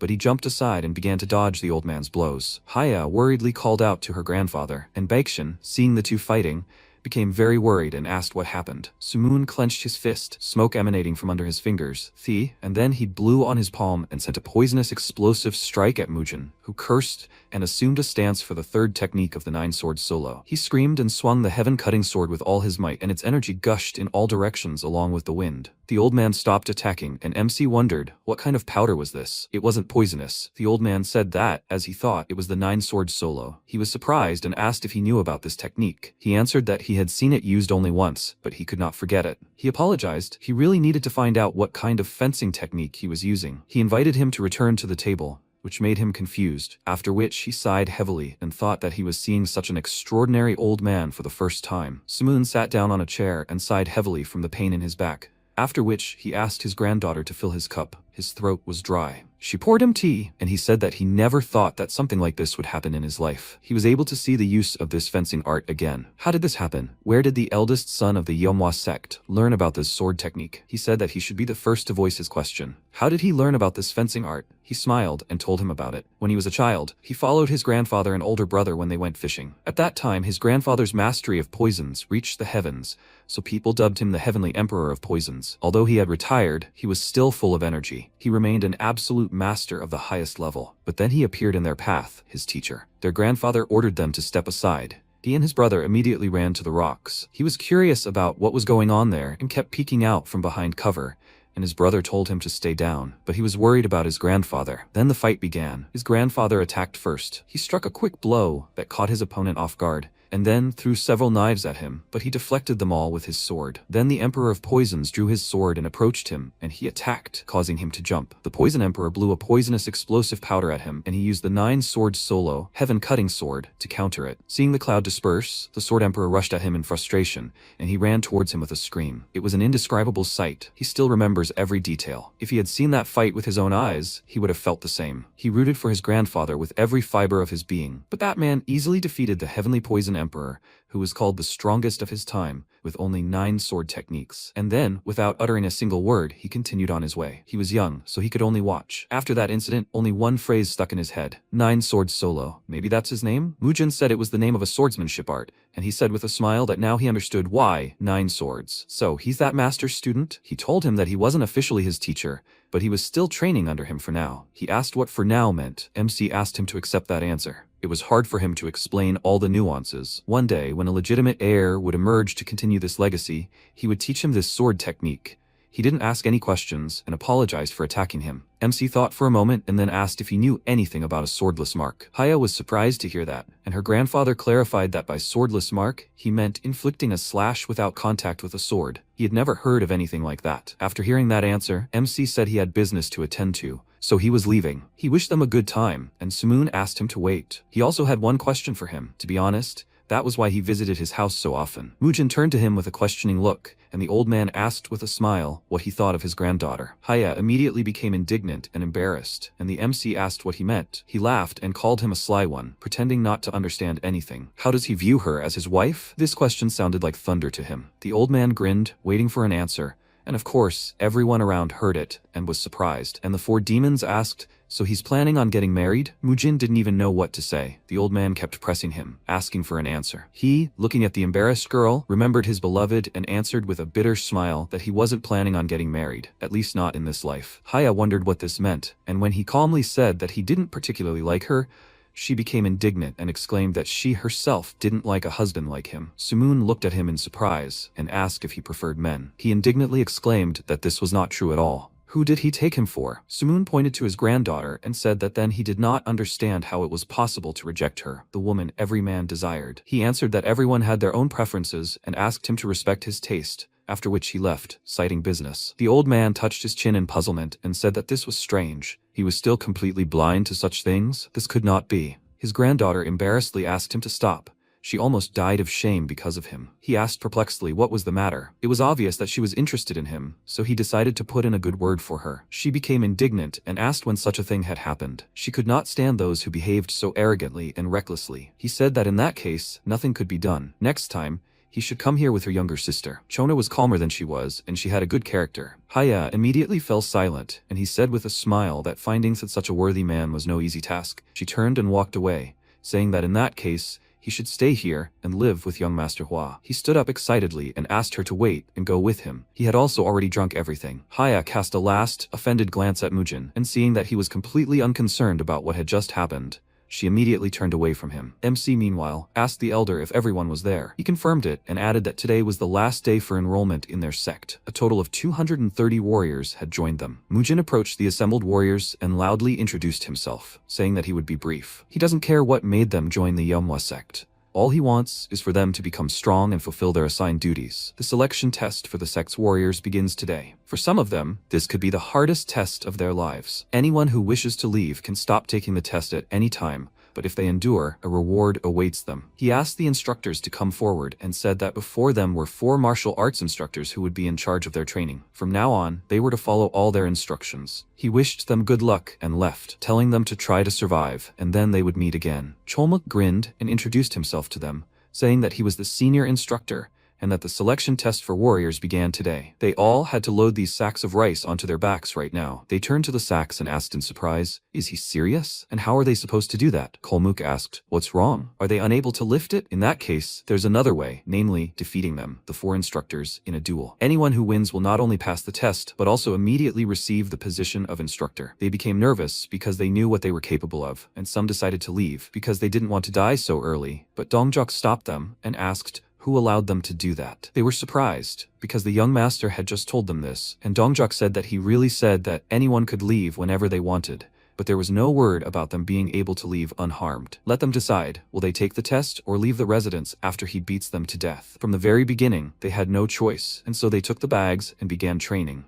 The instructor shouted that if any of them dropped the bag, he would stuff all the beans that fell out of the bag into their mouths. And if any of them started whining, he would rip them in half, starting from the groin. Let them stand up to their full height properly. MC watched them and thought with a smile that everything was going just fine. Around the same time, an emaciated man appeared at the far gate of the Manhwa sect residence. Despite his fatigue, he continued to drag his feet towards the sect, saying that he needed to hurry. He must come to the Manhwa sect residence quickly with a report. He saw a servant at the gate and extended his hand to him, asking for help and to tell the young master something, but quickly lost all strength and fell to the ground unconscious. Masok noticed him and wondered what he was talking about. He rushed to his aid and, seeing who it was, immediately reported everything to Mujin. Night fell, the man was carried into the residence, and MC asked if he was feeling any better. Baekshun told him that the doctor said his life was not in danger, and he cursed, saying that those idiots from the Chonghua Merchant Guild had finally made their move. Baekshun said that he heard they had stationed their warriors on the shopping streets and were committing all sorts of atrocities. Some of the merchants who resisted were being beaten to death. Mujin ordered him to tell Masok to prepare weapons, and he asked in surprise, "Right now?" He replied that he had told him more than once that debts and grievances must be settled without any delay. They would just move out a little earlier. Let Dongjok handle the warriors who were undergoing the test, and Cholmuk, Nosak, and Chante should arm themselves. Baekshun said that he would do everything,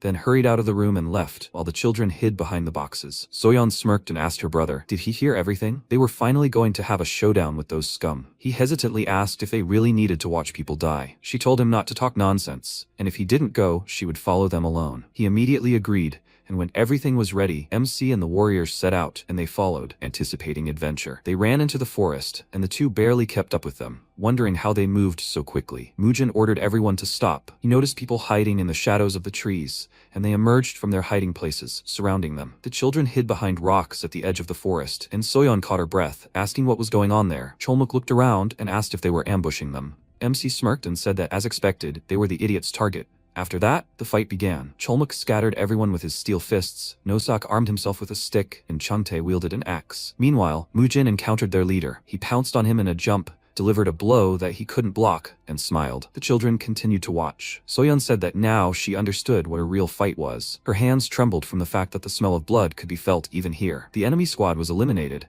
Chante looked around and said that the cleanup was complete. MC saw that Cholmuk captured one alive and asked him to leave his mouth free so he could speak. Who is the client? If he answers, he will spare his life. Cholmuk threateningly told the guy that the young master asked him a question, and he exclaimed that he will tell them everything. They are from the Ark of the Dispossessed and came here at the request of the Chonghua Guild. He asked, so they were behind the attack on the children that time? He seemed to have said very clearly that he would kill anyone who stood in his way. The guy begged him for mercy, swearing that he knew nothing about it, and Mujin ordered Cholmuk to let him go. He was surprised and asked, is he serious now? He let go, and he immediately grabbed the injured area, thinking that this monster single-handedly killed dozens of people. MC ordered him to go to his people and give them a message from him. He will kill everyone he sees. So he challenges them to continue in the same spirit. After that, the guy ran in fear. He ran past the children and did not even notice them. Soyeon looked after him in fear, after which she told her brother that it was too late. Isn't it time for them to go back? He agreed with her, and suddenly Cholmuk's voice was heard right next to them, asking who was there. They looked up and saw a huge man flying towards them,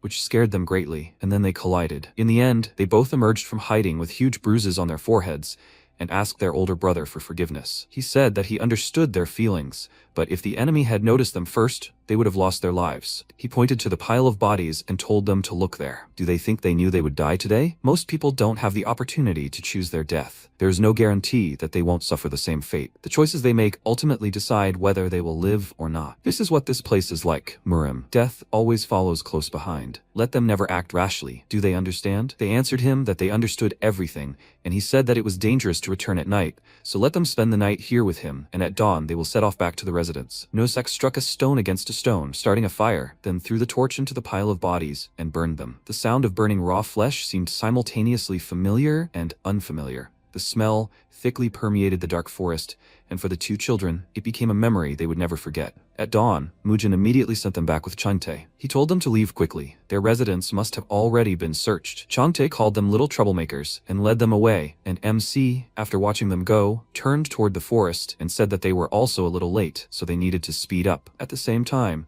there was a commotion in the Yeomhwa residence. Hwangbon was chasing servants and warriors throughout the residence to find them, and Masok was clutching his head. He said that he had checked that they had gone to bed last night. Where had they gone, and what were they doing? Meanwhile, they were walking through the forest. Chante asked Dojin.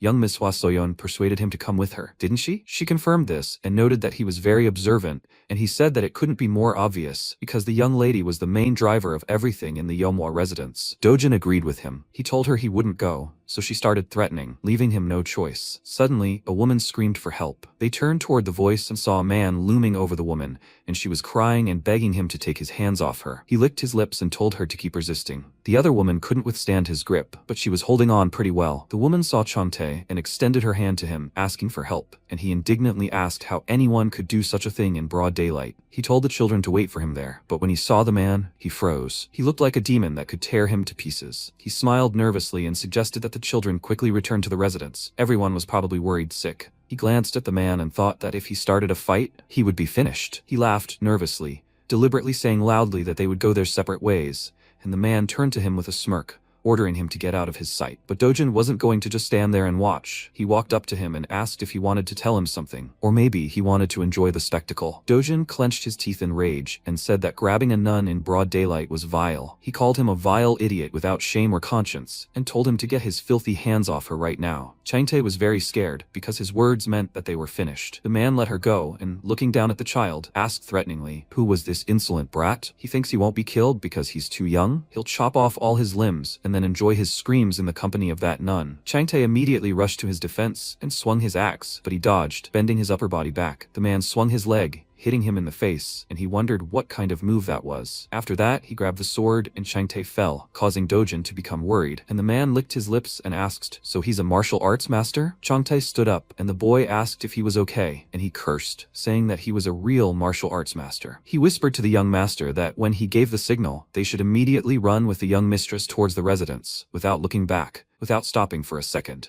They had trained a lot, so they would be able to run quickly. He rushed into battle and gave them the signal, after which they broke into a run, and his axe collided with the blade of that demon. He laughed and said that he did not expect to have the opportunity to warm up a little. He likes it. This arrangement suits him too. Changtae was about to hit him with a second axe, but he dodged this time too and kicked him in the face, sending him flying. Quickly got up, and the swordsman immediately pounced on him and said that the way he writhes and flounders is quite a sight to behold. He wants to see it again. He struck. Changtae blocked it and thought that he wields the sword quickly, but his blows are also incredibly accurate. Perhaps he is even better than young Master Mujin. The opponent struck again and asked, "Aren't you going to show him this?" The children didn't listen to him and stayed behind, worried about him. When the man lunged at him, intending to kill him, he stared at the blade approaching his chest and thought that if he died now, the other two would be in danger. The enemy's blade clanged against someone's heavy sword, but fortunately, Mujin arrived in time to help him. Seeing his skill, the swordsman was surprised, and MC gathered more strength and delivered a blow that knocked his weapon away. He hesitated and exclaimed, "What just happened?" Seeing their brother, the children were overjoyed, and he began exchanging quick blows with the swordsman. Changtae stepped aside and thought he knew he was coming, but his sword was being pushed back. Mujin was surprised himself, and his opponent said that at least he looked like he knew how to swing a sword. He was overjoyed by this and pounced on him with a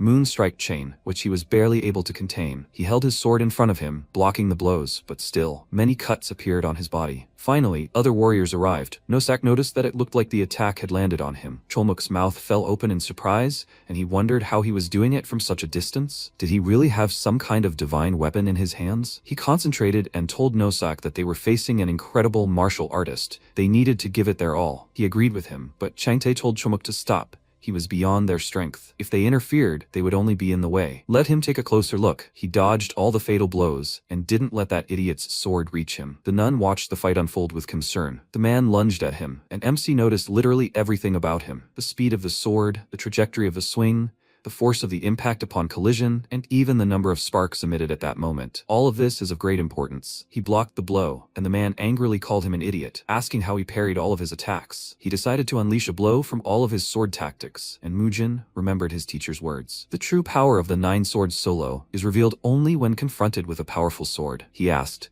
"So, these 9 swords are stronger than his demonic spirit sword?" He called him a little brat and exclaimed that it was obvious that his sword was stronger. MC returned from his memories and thought that there was just a little more to go. He parried the blow and said with a smile that he had caught every blow with his sword, after which he made a deft move and threw the swordsman away from himself. He thought it was a blow to the shoulder. Mujin turned around, approached him and delivered a powerful blow that immediately finished him off. Everyone was surprised by this sight. His body fell to the ground and he, breathing heavily, said that he was defeated by some brat. What a laughingstock. What is his name? He told him his name, and he smiled, asking, "So he is from the Hua clan?" After that, his gaze dimmed, and MC wished that he would have no peace even in death, and in the next life that he would not dare to mess with people like him. Another nun came to the scene and stared at them in surprise, thinking what happened while she was gone? Wamujin? She had heard that name before. Is this that crazy young master from the Yomwa sect? Is he really that strong? Meanwhile, he approached his brother and asked, is he injured anywhere? He told him that he was fine thanks to Chengte. He was the one who stopped that man. Chengte asked how he knew he had to come here. He told him that he just felt uneasy. What happened all of a sudden? He told him that the man he struck down tried to abuse those nuns. Since his younger brother and sister were there, they were just going to pass by, but young Master Dojin stepped forward and shouted at him. That's how it all started. He was surprised and asked, did Dojin really do that? His brother apologized to him, he just couldn't pass by, but MC just smiled and asked, does that mean he has a sense of justice? He looked up at him in surprise, realizing he was praising him. A nun approached them and said she was Myeolryong, a first-generation disciple of the Ime sect. Thanks to him, she had managed to save her life. He asked her to drop their introduction and said he had a question. What was the name of the man who had just died? He had never heard of a martial artist of such caliber being here. The nun replied that he was an outstanding martial artist known as the Crimson Moon Sword. He was from the Crescent Moon Sword School, which is part of the unorthodox Four Martial Heavens Alliance. Suddenly appearing before them, he started a quarrel, demanding that they tell him the location of their younger sister. She had heard of his depraved lifestyle, but she hadn't expected him to attack without warning. Mujin remarked that it was no wonder his swordsmanship was so rough and dirty. Once again, he faced a representative of the Four Martial Heavens. The woman thanked him for his help. How could she pay off this debt? He told them to thank Changtae and Dojin. He wasn't going to save them. The woman thanked them both, and Dojin waved his hands excitedly, saying there was no need to thank him. He hadn't done anything. MC looked at him with a smile and then said they were leaving and that they should return to the residence. Changtae said goodbye, asking him to be careful, and they ran back. Myeolryong looked after them with a smile and thought that all this time she thought the rumors were greatly exaggerated. But perhaps a wind of change really was blowing in Seochang. Closer to nightfall, they reached their destination, where Kwano met them. He burst into tears and asked, is this a dream or reality? Is it really him in front of him? Mujin said with a smile that he had come to fulfill his promise. How is he doing? Kwano turned to his servants and exclaimed, why are they standing here? Let them prepare everything immediately to receive their glorious guests. The warriors were hungry from the journey and immediately began to eat, and Kwano apologized for the modest reception. Things hadn't been going well lately. Nosak said that despite this, the food tasted amazing, and MC noticed that his face had become very thin. He must be going through hard times. He laughed awkwardly and asked, is it that noticeable? He was embarrassed. Guanyo and Yochin ran into the room and joyfully told Mujin that he had really come. They couldn't believe that he personally decided to make such a long journey. After all, neither an army of 1,000 men nor a cavalry of 10,000 warriors could compare to him. They rose from the table, greeting them, and they asked how he had endured such a dangerous journey. Had nothing happened to him? He told them with a smile that on the way here, he encountered about 30 assassins and also defeated some idiot nicknamed Crimson Moon Sword. Hearing this, Guanyo was very surprised and said that if this is the Crimson Moon Sword, then he is from the Union of Four Martial Heavens. Kwano asked if he really fought him and won. He confirmed it and asked if there was any problem with that. The man said with surprise that he defeated such a brutal martial artist. It was amazing. This victory will further enhance the reputation of the Sleeping Dragon, whose rumors were just beginning to spread. After that, MC told them the purpose of his visit,